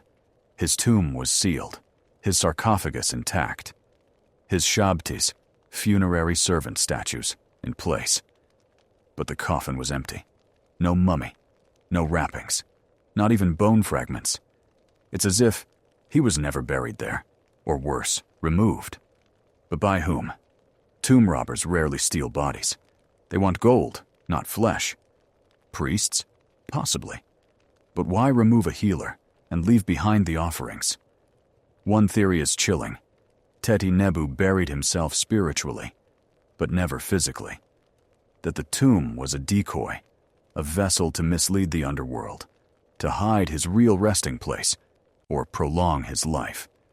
Some point to inscriptions on the east wall. I split my soul and sent it west. I left my image here for fools to praise. But my heart, my true heart, is hidden from Ra. What does that mean? A riddle? A confession? Or the strategy of a man who feared something more than death? Being found. Because maybe the curse isn't about harming others. Maybe it's about protection. A way to keep seekers away, to guard secrets. And maybe, just maybe, the curse worked. Because to this day, no one knows where Teti Nebu's body lies. No one knows the full meaning of his titles. No one can explain the missing inscriptions, or why so many who visited the tomb never returned. The healer sleeps, and for now, that sleep remains undisturbed. The secret scrolls of the desert physicians, ink of the immortals. The pyramids were built of stone, but the real monuments of ancient Egypt, they were written on papyrus, fragile, thin, crumbly with age, yet somehow immortal, because in the tombs of kings, under statues of gods, behind doors sealed with curses, lay scrolls, not of conquest, not of gold, but of healing, remedies, prescriptions, surgeries, charms. And they weren't written for tourists. They were written for physicians. Egypt's doctors, the Sunu, were masters of both science and spirit. And their knowledge was sacred. It wasn't taught in public forums. It wasn't open to debate. It was copied by hand, guarded by temples, passed only to the initiated. And some of those scrolls survived. Let's begin with the most famous, the Ebers Papyrus. Discovered in 1862 in Luxor, this scroll is over 110 pages long, one of the oldest medical texts in existence. Dated to around 1550 BCE, but believed to be a copy of even older knowledge. It contains over 700 remedies, everything from treating headaches to shrinking tumors. Here's a sample entry. To relieve pain in the stomach, crush coriander, mix with beer, and consume at sunrise. Another. To drive away illness of the heart, write the name of the god, Ta, on linen, tie it around the chest, and recite the spell for renewal. Yes, spells and salves, science and symbols, in perfect harmony. Egyptian medicine didn't separate body and soul. They healed both. Then there's the Edwin Smith Papyrus. Unlike the Ebers, this one is surgical, detailed, clinical, cold. It's been called the world's first trauma manual. It includes case studies of broken bones, dislocated jaws, and crushed skulls. And what's striking? It uses rational observation. For example, if the wound is open and the skull is visible and the man does not speak, this is a fatal case. Do not treat. Diagnosis, prognosis, recommendation, exactly like modern medicine. But with one difference, the scroll ends, mid-sentence. Its final lines trail off, cut short. Like the scribe stopped. Or was stopped. What was on the missing pages? We may never know. Then we have the Kahun Papyrus, one of the earliest gynecological texts in history. It outlines conditions of menstruation, infertility, pregnancy testing, and birth control. Yes, birth control. In 1800 BCE, one prescription reads, to prevent conception, mix crocodile dung with honey and insert with linen. Crude? Yes, but intentional and symbolic. The crocodile was linked to Taweret, goddess of childbirth and protection. This wasn't just medicine, it was a worldview, one in which fertility, health, astrology, and divinity were woven together. But where did this knowledge come from? Who wrote it? That's where the mystery deepens. Most scrolls name no author. They speak from the voice of the gods. But oral tradition and temple records speak of the House of Life. A place, a sanctuary, part hospital, part university, part script archive. Each major temple in Thebes, Heliopolis, Memphis housed one. Only initiated scribes and healers were allowed access. Inside, scrolls, statues, medical tools, anatomical models, and divine texts. The House of Life was where knowledge lived. And Teti Nebu? Some believe he was not just a physician, but a guardian of such a house. His tomb inscriptions refer to "He who writes the breath of the gods," a rare title. Some say it identifies a medical scribe. Others believe it means something deeper, that he copied, or even created, sacred healing texts. None were found in his tomb, but several clay jars were, sealed, unlabeled. Inside, archaeologists discovered the faint traces of linen, ink, and resin, possibly used to wrap or preserve scrolls. Were they destroyed, stolen, or hidden? We don't know. But consider this. Every scroll we've recovered came by axe, dent, buried in graves, smuggled from tombs, rescued from ruin. None were meant to survive. And yet, they did. Perhaps because some knowledge refuses to die. The dream healers imagine this. You are sick. You cannot eat. Your chest burns. Your dreams are filled with snakes and fire. In modern times, you'd go to a hospital, get tests, maybe a prescription. But in ancient Egypt, you would go to a temple, not to pray, but to sleep. It was called dream incubation, and it was one of the most advanced and mysterious healing practices of the ancient world. The patient would be brought to a sacred space, a chamber within a temple. Dark, cool, surrounded by incense and inscriptions. There, the priests, trained as healers, would perform purification rituals. The patient would fast, be washed in Nile water, anointed with oils. Then they would lie down and sleep. What happened next was the heart of the ritual. They would dream. And in that dream, it was believed, the gods would speak. Sometimes as animals, sometimes as light, sometimes in riddles, but always with purpose. In the morning, the dream would be recorded. A priest would interpret the symbols, translate the divine into diagnosis. If the god appeared angry, the patient had violated a taboo. If the god gave instructions, that became the treatment. If no dream came at all, more purification was needed. This practice is recorded in texts across multiple dynasties, and most often, the god who appeared was Imhotep. Yes, the same Imhotep who designed the step pyramid at Saqqara. Over time, he was deified, transformed into the god of medicine. His temples became Egypt's great healing centers, not just clinics, but spiritual hospitals. One inscription from the Temple of Imhotep reads, "He who sleeps within these walls shall awaken with breath renewed. Imhotep shall place words in his dreams, and the body shall obey." This wasn't superstition. It was psychosomatic healing, thousands of years before Freud. And it worked. Patients reported relief from fevers, swelling, seizures. Some even described light in the chest after the dream, possibly early descriptions of anxiety relief. But not all healing was done in sleep. Many scrolls describe verbal prescriptions, spoken formulas meant to activate the body's own defenses. Here's one from the Ebers Papyrus. To calm the heart, say the name of the child Horus 7 times.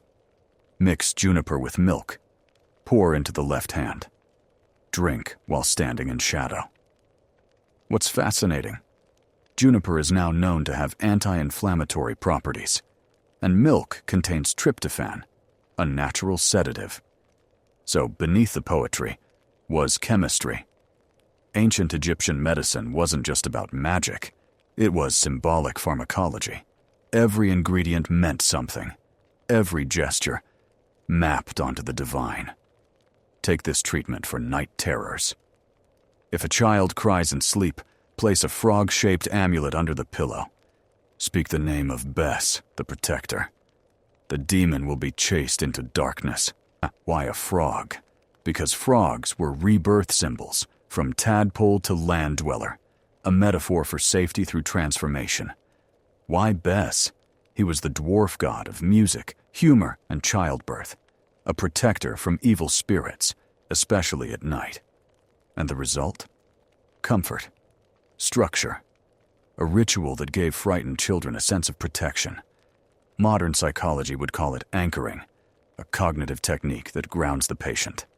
The Egyptians called it Heka, spiritual force.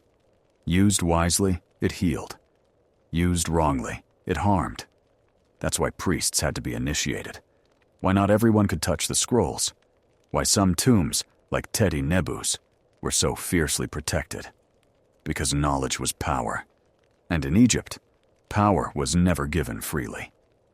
One recovered scroll fragment describes the punishment for misuse. He who speaks the secret without initiation shall lose his tongue in both worlds. Strong words. Because words in Egypt were living things. Spoken phrases weren't just noise. They were tools. Spells. Surgery. Through speech. Even the act of writing was sacred. Scribes were often buried with their reed pens and ink palettes. Their hands were wrapped in linen marked with the eye of Horus, to preserve the hand that wrote life. Some texts were written in red ink, not for decoration, but for danger. Red symbolized blood, fire, and warning. It was used to name dangerous diseases, to describe divine punishment, to invoke protective barriers. A scroll written in black and red wasn't casual. It was a coded tool set, and one that had to be used with intention, because to speak wrongly was to risk imbalance. To treat without permission was to defy the gods. This fusion of magic and medicine confused early Western scholars. They dismissed Egyptian healing as superstition, as primitive. But now, with deeper understanding, we see something richer, a complete medical model, one that treated the body through herbs and surgery, the mind through dreams and ritual, the spirit through divine alignment. And that model still resonates today. Because healing isn't just chemistry, it's story, it's ritual, it's trust. And the Egyptians understood that better than most. The women of the ink and the vanished libraries. We often imagine ancient healers as men, but in Egypt, medicine was not a male monopoly. In fact, some of its most skilled practitioners were women. They served in temples, they attended births, they performed rituals and wrote prescriptions, and they were known by a powerful title, Swandurtitata, female physician. Records from as early as 2700 BCE mention a woman named Peseshe. Her title? Lady Overseer of the Physicians. That wasn't honorary. It meant she supervised a medical team, possibly in a palace or temple setting. Her tomb, discovered in the necropolis at Saqqara, included inscriptions linking her to obstetric care and physical treatment. She may have been the first recorded female doctor in history, and she wasn't alone. Later dynasties mention other women healers, some specializing in fertility, others in ocular diseases, and some as priestesses of Sekhmet, goddess of plague and cure. Sekhmet's temples doubled as healing centers, and female clergy there were both worshippers and practitioners. They worked with poultices made from honey and willow bark, natural antiseptics, cervical pessaries formed from linen, and herbs, early contraceptives. birth stools and amulets to ease delivery pains. Their knowledge was practical, tested, refined over centuries. And it was recorded, not just in scrolls, but on walls. Yes, medicine was literally carved into temples. Take the Temple of Ka-Mambo. Built during the Ptolemaic period, its inner chambers include a stone relief of surgical instruments, forceps, scalpels, speculums, measuring rods, dilators, over 20 tools, many recognizable to modern eyes, all displayed in detail. Why? Because medicine wasn't hidden, it was revered. Healers were respected, not as mystics, but as technicians of the divine. And their libraries? They were more than bookshelves. They were vaults of power.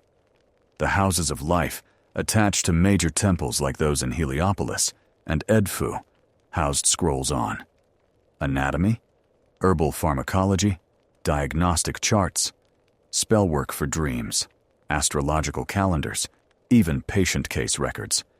But access was restricted. Only scribes initiated into both writing and ritual could read them. One record from a temple in Abydos warns, "He who enters this house without name or offering shall lose memory and walk backwards in time." Poetic? Yes, but also protective. Because these scrolls weren't seen as paper. They were living vessels, each one tied to a deity, each line a ritual, each page a doorway. When an invading army ransacked a temple, they didn't just loot gold. They burned scrolls, not out of ignorance, but fear. Knowledge was power. Power was threat. And so much was lost. The scrolls of the Delta libraries, gone. The private medical books of healers like Teti Nebu, never found. The palm leaf records of dream-healing temples. Ash. What survived? Fragments. Quotes within other texts. Scraps hidden in coffins. Ink that bled through time. But the echoes remain. And sometimes, we find more than echoes. In 2008, while excavating a worker's tomb near Deir el-Medina, archaeologists discovered a broken ceramic jar. Inside, tightly rolled linen. At first, they assumed it was part of a burial wrap, but under UV light, ink appeared. Not funerary text. Medical instructions, written in shorthand, for internal use. It detailed an ointment for infected wounds, a ritual to calm coughing fits, a treatment for spitting of blood, likely tuberculosis. It wasn't written by a scribe. It was a field manual, possibly carried by a local healer, someone who practiced among the people, not in a temple. This discovery changed everything, because it meant medicine wasn't just elite. It was passed between workers, mothers, midwives, elders. A living tradition, and maybe that's how it survived. Not in scrolls, but in people, carried by memory, by rhythm, by story. Teti Nebu's knowledge may be gone from the tomb, but echoes of it may live on, in every ritual, every remedy, every word, passed down in secret. And that, in the end, is what the scrolls really were.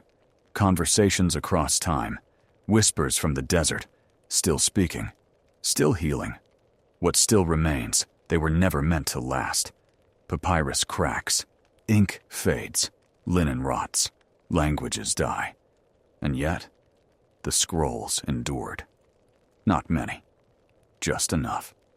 Enough to remind us that thousands of years ago, in dusty courtyards beneath temple shadows, humans were already doing what we still do today, trying to make each other feel better, trying to explain pain, trying to outsmart death.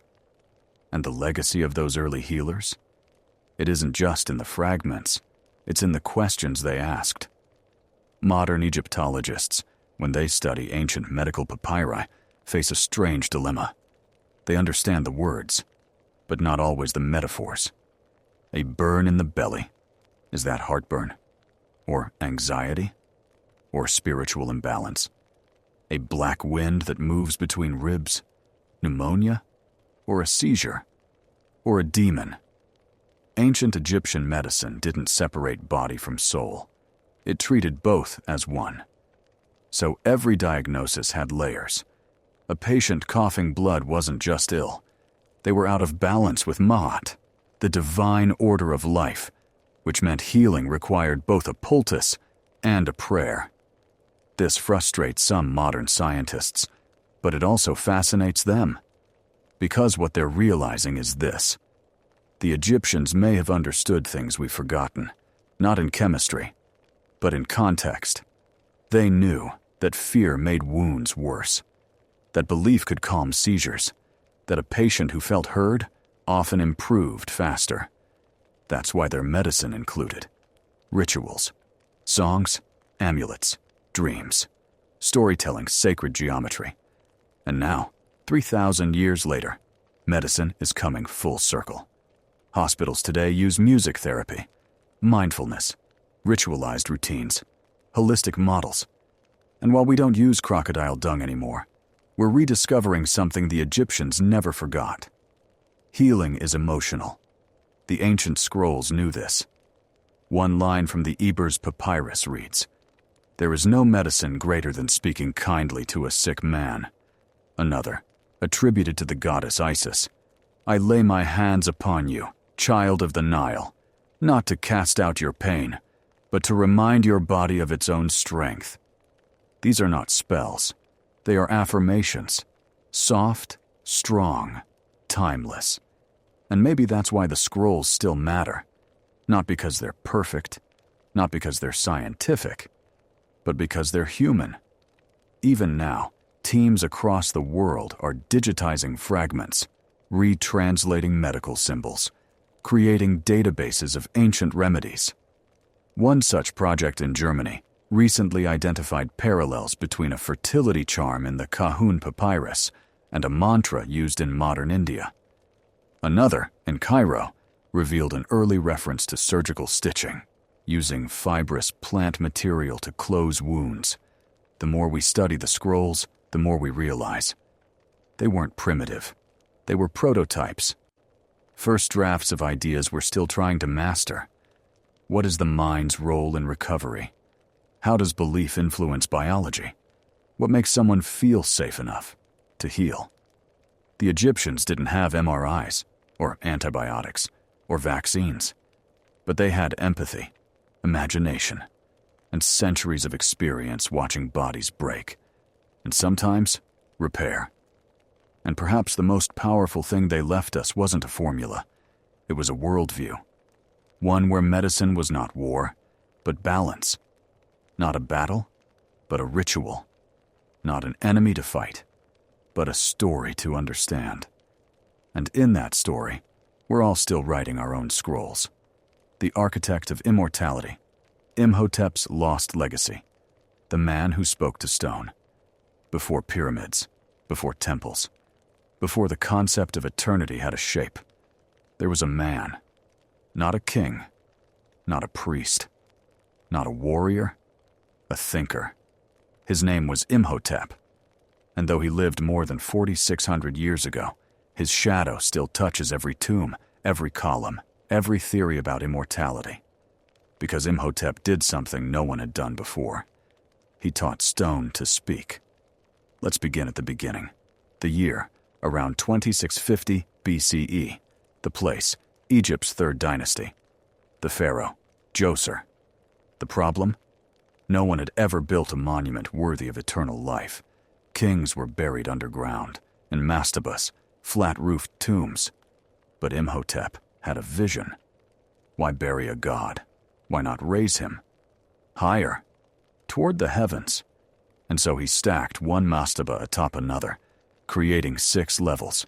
The world's first pyramid, the step pyramid at Saqqara. Not just architecture, revolution. Because Imhotep wasn't just a builder, he was vizier to the king, high priest of Ra, chief architect, physician astronomer, and eventually, a god. Yes, Imhotep is one of the only humans in ancient Egypt to be deified after death, worshipped for centuries, prayed to for healing, credited with medical miracles. Temples were built in his name, statues made, scrolls dedicated. He became the patron of scribes, the voice of wisdom, and the healer of incurables. But what made him so revered? Let's look at his accomplishments. First, architecture. Imhotep transformed mud brick into limestone. He mastered the art of planning, weight, and solar alignment. The step pyramid isn't just tall, it's complex. Beneath it lies a labyrinth of chambers, corridors, and trapdoors, over 5 kilometers of tunnels. Some rooms were sealed with blue-glazed tiles, mimicking the stars. Others held dummy burial chambers, meant to confuse tomb robbers. This wasn't just burial, it was ritual design, an architectural spell for rebirth. Second, medicine. Though no text written by Imhotep survives directly, later scrolls, like the Edwin Smith Papyrus, credit his methods. Descriptions of wound treatment, bone setting, and brain observation suggest a level of knowledge centuries ahead of its time. Even the Greeks recognized it. Hippocrates is called the father of medicine. But in ancient Alexandria, physicians whispered a different name, Imhotep, the Egyptian sage. Third, philosophy. Imhotep believed knowledge wasn't just to build kingdoms, it was to bridge worlds. His writings, now lost, were said to include the origin of the soul, the music of the planets, healing through vibration, the geometry of spiritual ascent. Mystical? Yes. But even today, researchers marvel at his holistic vision. He united architecture, astronomy, medicine, and morality. A one-man house of life. So where is he now? That's the mystery. Imhotep's tomb has never been found. We know he lived. His name appears on statues, stone, temple walls. His legacy is stamped across Saqqara. But his body? Missing. Some believe it was destroyed. Others believe it lies in a yet undiscovered chamber, perhaps beneath the step pyramid itself. In the 1920s, Egyptologist James Quibble uncovered a complex of tunnels beneath the pyramid, but many were flooded or too narrow to explore. Later attempts were halted due to instability. To this day, large portions remain untouched. But here's where it gets stranger. In a scroll fragment from the Ptolemaic period, over 2,000 years after Imhotep, there's a reference to the Room of Names, where Imhotep sleeps beside the flame that writes forever. What is the Room of Names? Some think it refers to a hidden archive, a library of scrolls buried with the master, a place where his writings still exist, a time capsule of divine wisdom. Others think it's metaphorical, referring to his posthumous deification. But some researchers are not so sure. In 2009, ground-penetrating radar near the Saqqara complex revealed anomalous voids, chambers at strange angles, some deep below the existing tunnels. Excavation was approved, then postponed. Why? Political unrest, funding, and some say, fear. Because finding Imhotep's tomb wouldn't just be an archaeological marvel, it would rewrite history. It could reveal the original medical philosophies of ancient Egypt, lost building techniques used in pyramid construction, the source texts for healing, ritual, and spiritual cosmology. In other words, a library of human potential, hidden for thousands of years, whispered through time, waiting to be opened. But perhaps the real reason Imhotep matters is simpler. He proves what one mind can do. No crown, no army, just vision. A vision that still shapes the skyline of Egypt, still echoes in medicine, still humbles even the most modern thinkers. Because immortality isn't just about life after death. It's about leaving behind something worth remembering. And in that sense, Imhotep still speaks. The mortal who became divine. He was born a man, but he died a god. In the temples of ancient Egypt, only a few ever ascended that high. Gods born of myth, not of flesh. But Imhotep was different. He was real. He walked the same dust, breathed the same Nile air, yet somehow crossed the line between history and holiness. Let's explore how. For over 1,000 years after his death, Imhotep remained a respected figure, cited as a vizier, an architect, a sage. But something changed during the New Kingdom.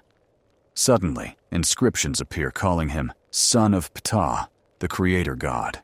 Shrines were dedicated, hymns were written, and Imhotep, once a servant of the divine, was now considered of divine blood himself. He became a demigod of wisdom. And over time, even that wasn't enough. By the time of the late period, Imhotep was fully deified, worshipped as the god of healing, writing, knowledge, architecture.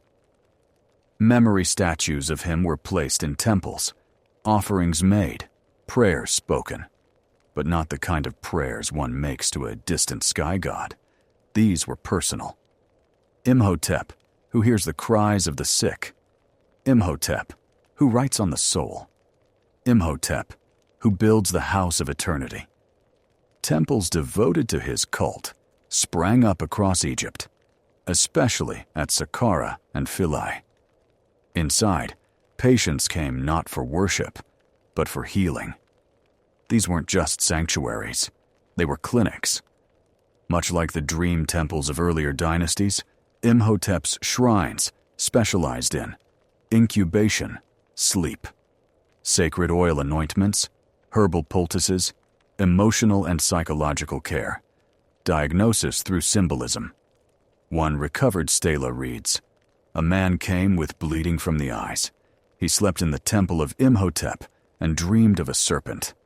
Upon waking, he bathed in honey and fenugreek and was healed." These stories weren't superstition. They were systemic records of patient interaction. Imhotep's priests were trained in both the spiritual and physical sciences. They understood anatomy and dreams. And to them, there was no difference. Because Imhotep represented something unique. He wasn't just a god of healing. He was the bridge between worlds, and his followers treated him as such. Pilgrims would bring clay figures of body parts, ears, hands, eyes, lungs, and place them in temple altars, each one a request, a prayer in sculpture. "My lungs are weak. I leave this token in faith. My wife's womb is closed. I offer this for hope. I see with only one eye. Restore the other." These temples became Egypt's first hospitals, and they were busy. Scrolls describe lines of the sick waiting for admittance. Some walked for days to reach them. Others were carried on stretchers. And across the centuries, the stories grew. Imhotep cured the incurable. He whispered diagnoses in dreams. He appeared as a light in the darkness of illness. Even the Greeks took notice. By the time Alexander the Great reached Egypt in 332 BCE, Imhotep's cult was thriving. And soon, he was merged with Asclepius, the Greek god of healing. Greek physicians in Alexandria left inscriptions dedicating cures to both gods, often side by side. One reads, "To Imhotep Asclepius, who saw my wound in dream and gave me the oil to bind it, I give thanks and remembrance." This merging of traditions led to a unique Ent, a cross-cultural medical fusion. In the Great Library of Alexandria, now lost, scholars studied scrolls from Egypt, Greece, and beyond. Some of those scrolls likely included Imhotep's teachings. Others may have preserved tales from his temple rituals. Unfortunately, most of those records perished. But not all. Clay seal fragments recovered in the ruins of a secondary temple in Memphis contained symbols matching those used in Imhotep's cult. One especially interesting find, a glyph pairing his name with a title rarely seen elsewhere. "He who balances the pulse." Is this a reference to checking the heartbeat? To regulating health through rhythm? We can't say for sure. But it adds to the growing belief that Imhotep's healing system wasn't just spiritual, it was empirical. He observed, he tested, he treated, and those who followed him, including Teti Nebu perhaps, preserved those methods. Even today, modern hospitals bear his name. Medical universities honor him in statues. Documentaries study his mind. Scientists attempt to reconstruct his practices. But the greatest mystery remains. Where is he? If Imhotep was so revered, so divine, so remembered, why has his tomb never been found? Some say it lies beneath Saqqara. Others think it was destroyed in antiquity. Still others whisper that it was hidden on purpose, to protect his scrolls, to preserve his secrets, to wait for a time when the world was ready. Whatever the truth, his voice continues. In medicine, in architecture, in every human who seeks not to destroy, but to build. Because Imhotep didn't just construct the first pyramid, he laid the foundation for something far greater. Legacy. The tomb that time refused. We have his name. We have his works. We have the prayers that called upon him. But what we don't have is his tomb. And for a man like Imhotep, architect of pyramids, god of healing, father of knowledge, that absence is deafening. It has become one of the greatest mysteries in Egyptian archaeology. Where is Imhotep buried? We know he lived during the reign of Pharaoh Djoser. We know he designed the step pyramid at Saqqara, the first monument of its kind. And it would make sense that a man of such stature would be buried nearby. That's what Egyptologists thought too. So for over a century, they've searched, and they've found nothing. No sarcophagus, no cartouche, no funerary chamber marked with his unmistakable name. But what they have found is clues. Let's start with Saqqara itself. This vast necropolis, stretching for miles, is a puzzle box. Beneath the sands lies a complex web of tunnels, tombs, and chambers. Many still unexplored. Some deliberately sealed. In 1924, excavators discovered a set of small animal burials near the sacred Serapeum, the underground temple dedicated to the Apis bull. Inside were hundreds of ibis mummies. Why is that important? Because the ibis was sacred to Thoth, the god of wisdom and writing. And Imhotep was often paired with Thoth in law, to hymns, especially as his legend grew. Among the ibis burials was an unusual artifact, a limestone stela, unadorned but inscribed with a single phrase, "For he who listens to the sick." It didn't carry a name, but the title matches descriptions of Imhotep in later healing temples. Coincidence? Maybe. Or maybe it marked the edge of his domain. Then, in 1950, a French team discovered the Fakhri shaft, a 90-foot vertical drop into darkness, carved through bedrock. It led to a network of rooms and a collapsed gallery. Inside were inscriptions in faded blue ink, fragments of medicine jars, and traces of papyrus scrolls, mostly ash. This led to a theory. Imhotep's burial was not just a tomb, but a repository, a house of life sealed underground. But if that's true, why hide it? The answer may lie in history's erosion. Over time, Egypt faced invasions. Assyrians, Persians, Greeks, Romans. Each wave took something: looted tombs, burned libraries, smashed statues. If Imhotep's legacy was truly dangerous, if it held knowledge about medicine, architecture, astronomy, there may have been those who wanted it buried forever. That's why some believe his followers created a decoy, a false tomb, a ritual chamber meant to draw attention, while the real legacy remained hidden. In 1995, radar scans beneath Saqqara revealed a strange echo, a void beneath the step pyramid, previously undetected. The Egyptian Supreme Council of Antiquities authorized a probe. What they found was shocking: a stone-lined chamber filled with air. No collapse, no sediment, just emptiness. 90 feet below. But the project was halted. Reasons cited: risk of structural damage, safety of workers, lack of funding. But whispers suggested something else. Some said strange things happened at the dig site: tools vanishing, technicians reporting sudden illness, dreams of voices calling from the stone urban legend.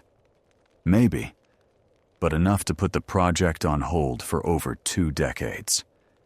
In 2018, a joint team from the University of Cairo and a German archaeological group attempted to restart the investigation. This time with drones and thermal mapping. They discovered heat anomalies, stone that remained warm long after sunset, suggesting internal cavities. One cavity, large, arched, deep, bore a shape eerily similar to other Imhotep-era designs: a rectangular layout, peripheral niches, and a central axis pointing toward Sirius, the star sacred to Isis and associated with rebirth. Still, the chamber remains unopened, but documents leaked from the project describe a hypothesis. This is not a tomb. It is a machine of memory, a place constructed to preserve more than flesh. It may contain writings, models, diagrams, or even elements we cannot yet understand. Imhotep wasn't just a priest, he was a planner. Everything he built had function and symbolism. The pyramid's angles mirrored sunlight. His chambers echoed cosmic principles. His medicine aligned with spiritual cycles. So why wouldn't his tomb, if it exists, be the ultimate expression of that vision? A library, a temple, a gateway, or perhaps all three. But until it's found, we're left with fragments. Hymns to the wise one who never slept. Inscriptions calling him scribe of eternal renewal. Temple murals of a man touching both star and scroll. And maybe that's the point. Maybe Imhotep's greatest design was invisibility. Because while kings built monuments to be seen, he built his to be remembered. And in that, he succeeded. Echoes in white coats and stone Imhotep is long gone. His tomb is still sealed, or lost. His writings, mostly ash or rumor. His temples, crumbled to sand. And yet, step inside a hospital, look around, see the clean lines, the structured protocols, the reverence for diagnosis and procedure. That's Imhotep's spirit, hidden in fluorescent lights and digital charts. Because while time erased his bones, it couldn't erase his blueprint. Let's follow the thread. In ancient Egypt, he was remembered as chief of the healers, builder of eternal forms, he who listens to the sick, son of Ta, father of medicine. Then, 2,000 years later, the Greeks adopted him as Imuthes, associate of Asclepius. He appeared in scrolls of Hellenistic physicians, was carved on temple lintels in Delos and Kos, and his name was whispered in healing rituals across the Mediterranean. Fast forward to the Roman era, Imhotep becomes a bridge between Egyptian priest medicine and Greco-Roman science. He appears in fragments collected by Galen, referenced in mystical compendiums by Zosimos of Panopolis, even in early Gnostic texts as a symbol of the divine scribe-physician. Then he fades. For over 1,000 years, his name is lost to Western memory, but not to the sands, because in Egypt, stories still flickered. Whispers in Coptic villages. Tales of the wise one who made the stars sing. Legends of a buried chamber filled with copper scrolls and glowing stones. And then came rediscovery. In the 19th century, as Egyptology bloomed, Imhotep was resurrected, not by magic, but by archaeology. Scholars found his name carved at Saqqara. Statues of him emerged in private collections, and temples bearing his titles were identified near Edfu and Kom Ombo. He was real, not myth, not metaphor. A man who had walked the earth, built the impossible, healed the forgotten. In 1930, Sir William Osler, a founding figure in modern medicine, called Imhotep, the first figure of a physician to stand out clearly from the mists of antiquity. Today, Osler's quote appears at universities and hospitals around the world. Imhotep's bust stands in the Faculty of Medicine at the University of Pennsylvania. Medical awards bear his name. Institutions across Africa and the Middle East consider him a cultural ancestor. But why? Because Imhotep didn't just treat wounds. He designed a healing worldview, one where the body was sacred, where precision mattered, where knowledge wasn't hoarded, but protected. His design for the step pie. Ramid wasn't just to house a king, it was to map eternity. His temple rituals weren't superstition, they were early neuroscience, understanding how symbols and stories affect recovery. His medicine wasn't based on chemicals, it was based on pattern, balance, and care. And now, in a world of AI, gene therapy, and space medicine, Imhotep still has something to teach. Because healing is not only about machinery, it's about meaning. And that's what his missing tomb represents. Not just a burial site, but a final scroll. One that, if ever found, might tell us how he viewed the cosmos, what he believed about the soul, the true origins of Egyptian medicine, and maybe how to remember what we've forgotten. Every year, new expeditions launch in Saqqara, in Memphis, in the desert beyond the pyramid. Drones fly, cameras snake through collapsed shafts, ground-penetrating radar pulses through sand, all looking for one man, the architect, the healer, the voice, Imhotep. And though no sarcophagus has been uncovered, the search alone has given us something priceless: wonder. Because in remembering him, we remember our roots, not as conquerors, not as patients, but as builders of questions, of knowledge, of bridges between seen and unseen. And maybe that was Imhotep's greatest gift. Not a pyramid, not a cure, not a tomb, but a reminder that even in a world of dust and death, we can create something that lives. The tomb and the truth, where time ends and memory begins.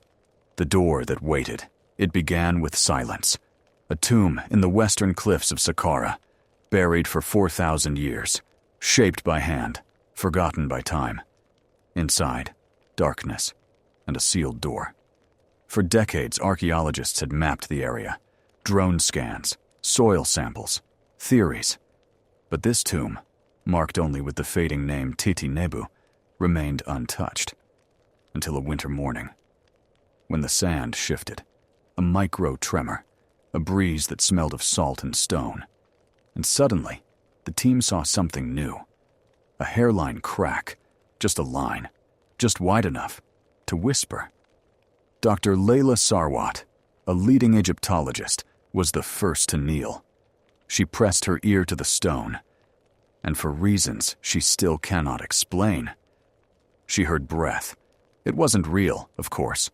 No air moved, no echo stirred. But something ancient pulsed behind that wall. Permission was granted, drills were prepared. And then, slowly, respectfully, the team began to open the door. It wasn't like the movies. No sliding stones, no sudden tomb of gold, just dust and silence. And then, a single step downward. They descended. The corridor was narrow, carved in angled limestone. Symbols lined the walls, not royal hieroglyphs, but medical script. Not names, but diagnoses.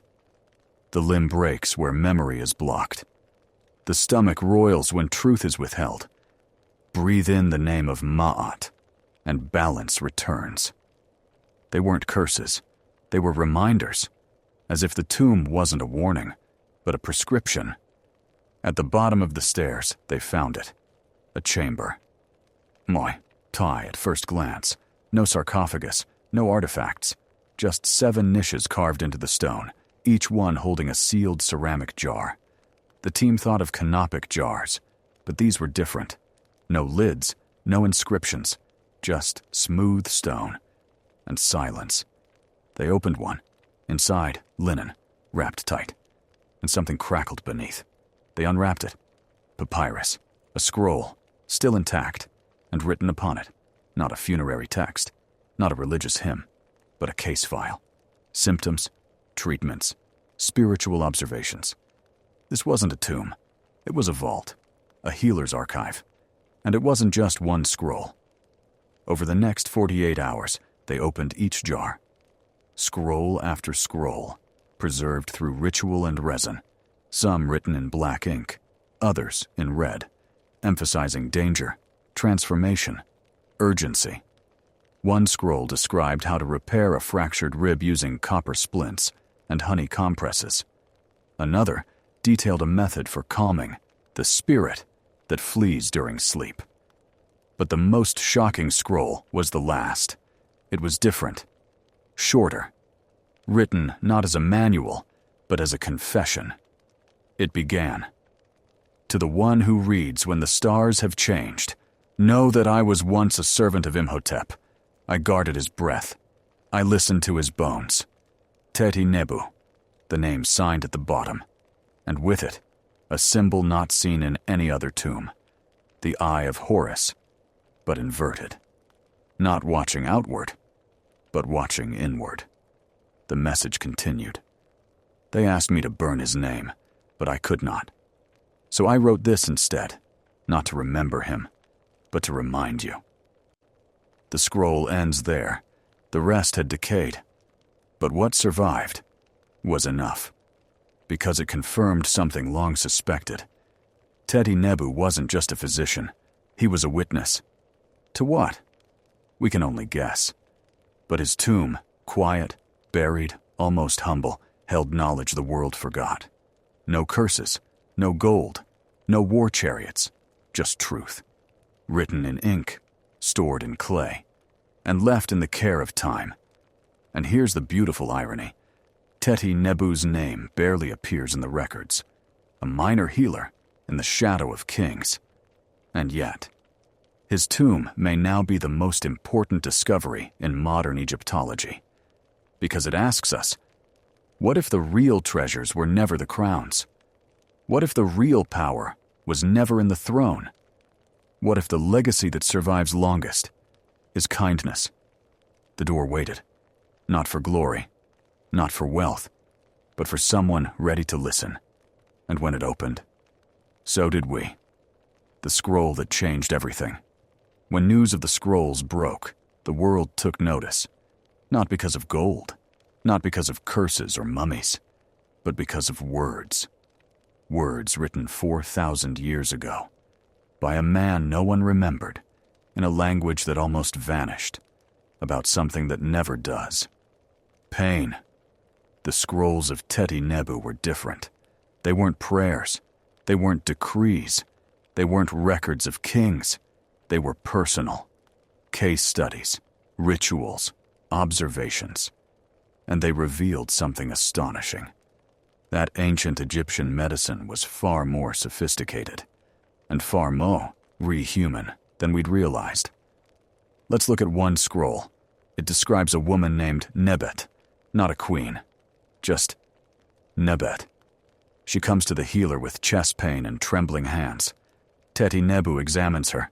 He notes her breath, her skin, her posture, and then he writes.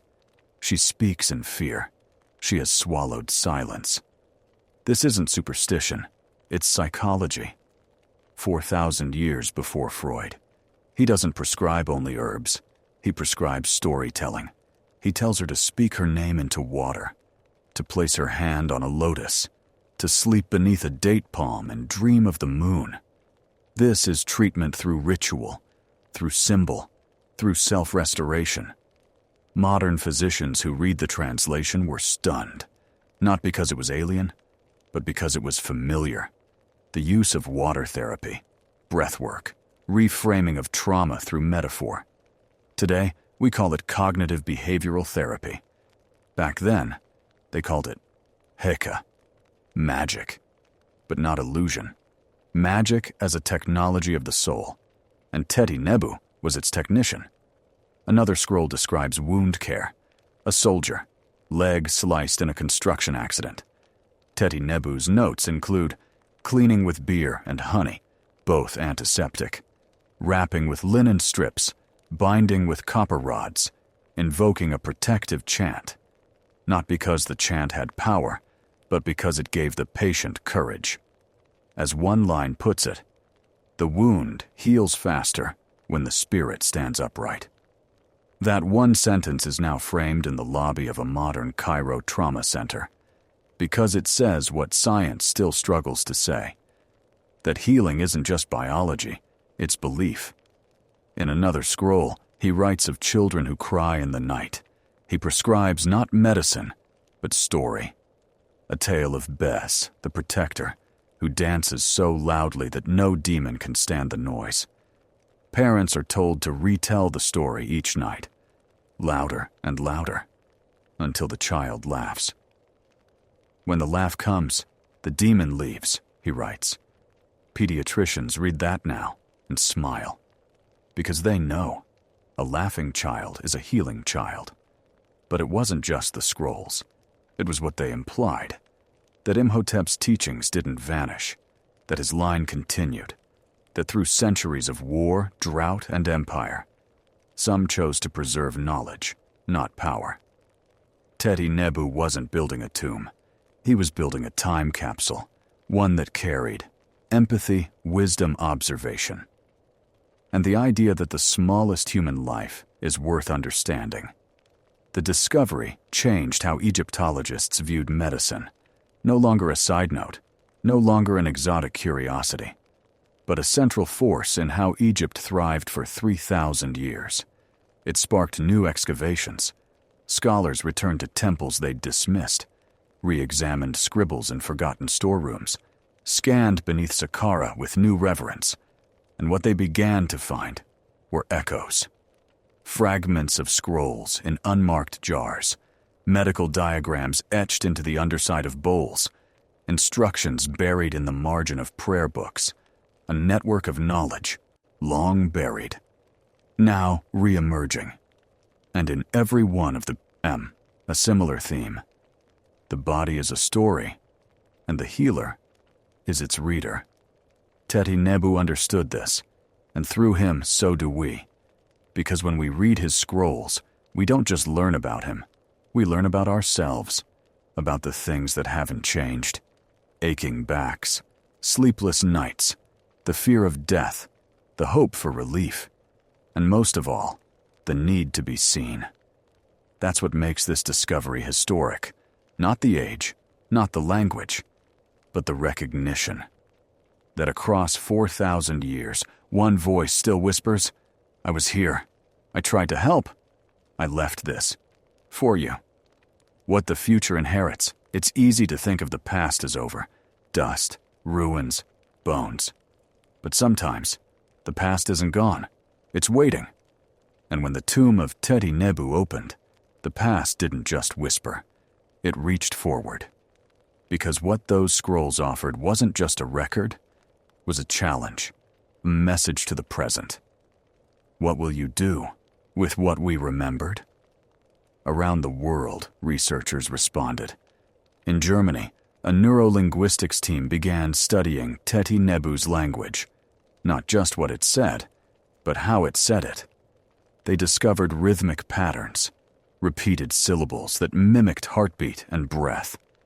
Could those patterns have calmed patients, activated memory, or even, as some believe, triggered meditative states? In Japan, medical AI researchers began feeding the translated scrolls into neural networks. Their goal? To reconstruct Teti Nebu's diagnostic process. What they found was startling. Even with limited tools, his method of asking layered, metaphorical questions matched surprisingly well with modern psychological triage. His strength wasn't technology, it was insight. And that insight may still have uses today. But the biggest shift happened not in labs, but in mindsets. For decades, ancient medicine had been treated as superstition. Now, it was being treated as philosophy. And with that shift came a new question. What have we forgotten that they still remembered? At the University of Cairo, a new course opened, Ethics and Empathy in Ancient Medicine, based on Teti Nebu's texts. In the Netherlands, a hospital built a meditation garden modeled after Imhotepian healing shrines. It included a central water bowl for voice reflection, benches arranged to mirror lunar angles, panels featuring excerpts from the scrolls. And in Saqqara, where the tomb was found, a memorial was placed, not grand, not loud, just a stone, and carved into it, in hieroglyphs and English. He listened, but perhaps the most beautiful reaction came from a nurse in South Africa. She'd been reading about Teti Nebu in an online article. She said it reminded her of something her grandmother used to say. You must see the person, not the pain. So she printed one of the scroll quotes, framed it, and put it on the door to her trauma ward. It read, "Before you touch the wound, say the name." That phrase, simple, ancient, spread. Within months, it was adopted as a quiet movement in clinics across 5 continents. Not an official policy, not a medical technique, just a whisper, a reminder that the body is not just cells, it is story, and story deserves respect. So now, when a child is frightened in surgery, when a lonely elder shivers in a hospital room, when a nurse places a hand on someone's shoulder, they sometimes speak a name, out loud, softly, before the procedure begins, because of a man who lived 4,000 years ago and chose to write not about kings, but about healing. And isn't that the miracle? Not that Teti Nebu left us scrolls, but that we're still reading them, still learning, still healing. The message still buried. The wind still moves through Saqqara. It picks up dust, slips between stone, echoes through the mouths of tombs. It carries no voice. And yet, somehow, it speaks. Because even after all we've uncovered, all we've read, all we've remembered, one truth remains. Not everything has been found. Teti Nebu's scrolls were many things, medical, mystical, philosophical. But they were also incomplete. One scroll, the one buried deepest, ends in mid-sentence. A passage that began, "I leave this not to be known, but to be remembered." And then, nothing. The papyrus was torn, worm-eaten. Time had taken the rest. But that fragment has become, to many, the most important part of all. Because it asks a final question. One we can't answer with excavation or scans or scrolls. It asks, what does it mean to be remembered? Not as a king, not as a god, but as someone who helped, someone who saw pain and chose not to turn away. Someone who, instead of building a monument to themselves, built a message for us. Because that's what the tomb really was, a message in a bottle, thrown into time, buried under silence, preserved by sand. It waited for someone not to conquer it, but to listen. And maybe that's the real lesson of this story. Not about curses, not about treasure, not even about medicine, but about how truth survives. Truth doesn't shout, it whispers, through stories, through names, through hands held in dark rooms, through the breath of a woman remembering her mother's lullaby, through the voice of a healer saying, "You are not alone," through the silence of a tomb that still breathes. That's why we remember Imhotep, not because he cured death, but because he honored life, and why we now remember Teti Nebu, a name nearly lost, now carved again into stone, not for glory, but for care. And what about us? What do we leave behind? A video, a voice, a story told late into the night. Maybe that's enough. Because if 4,000 years from now, someone finds our scroll, our message buried in code or cloud or ceramic dust, and they hear, even faintly, what we meant. Then we'll have done what Teti Nebu did. We'll have said, we saw suffering. We tried to ease it. We left this for you. So the wind still moves, through Saqqara, through memory, through the spaces between what we know and what we feel. And maybe, just maybe, that's where the real tomb lies, not beneath the sand, but inside us, still unopened, still whispering, still waiting to be heard.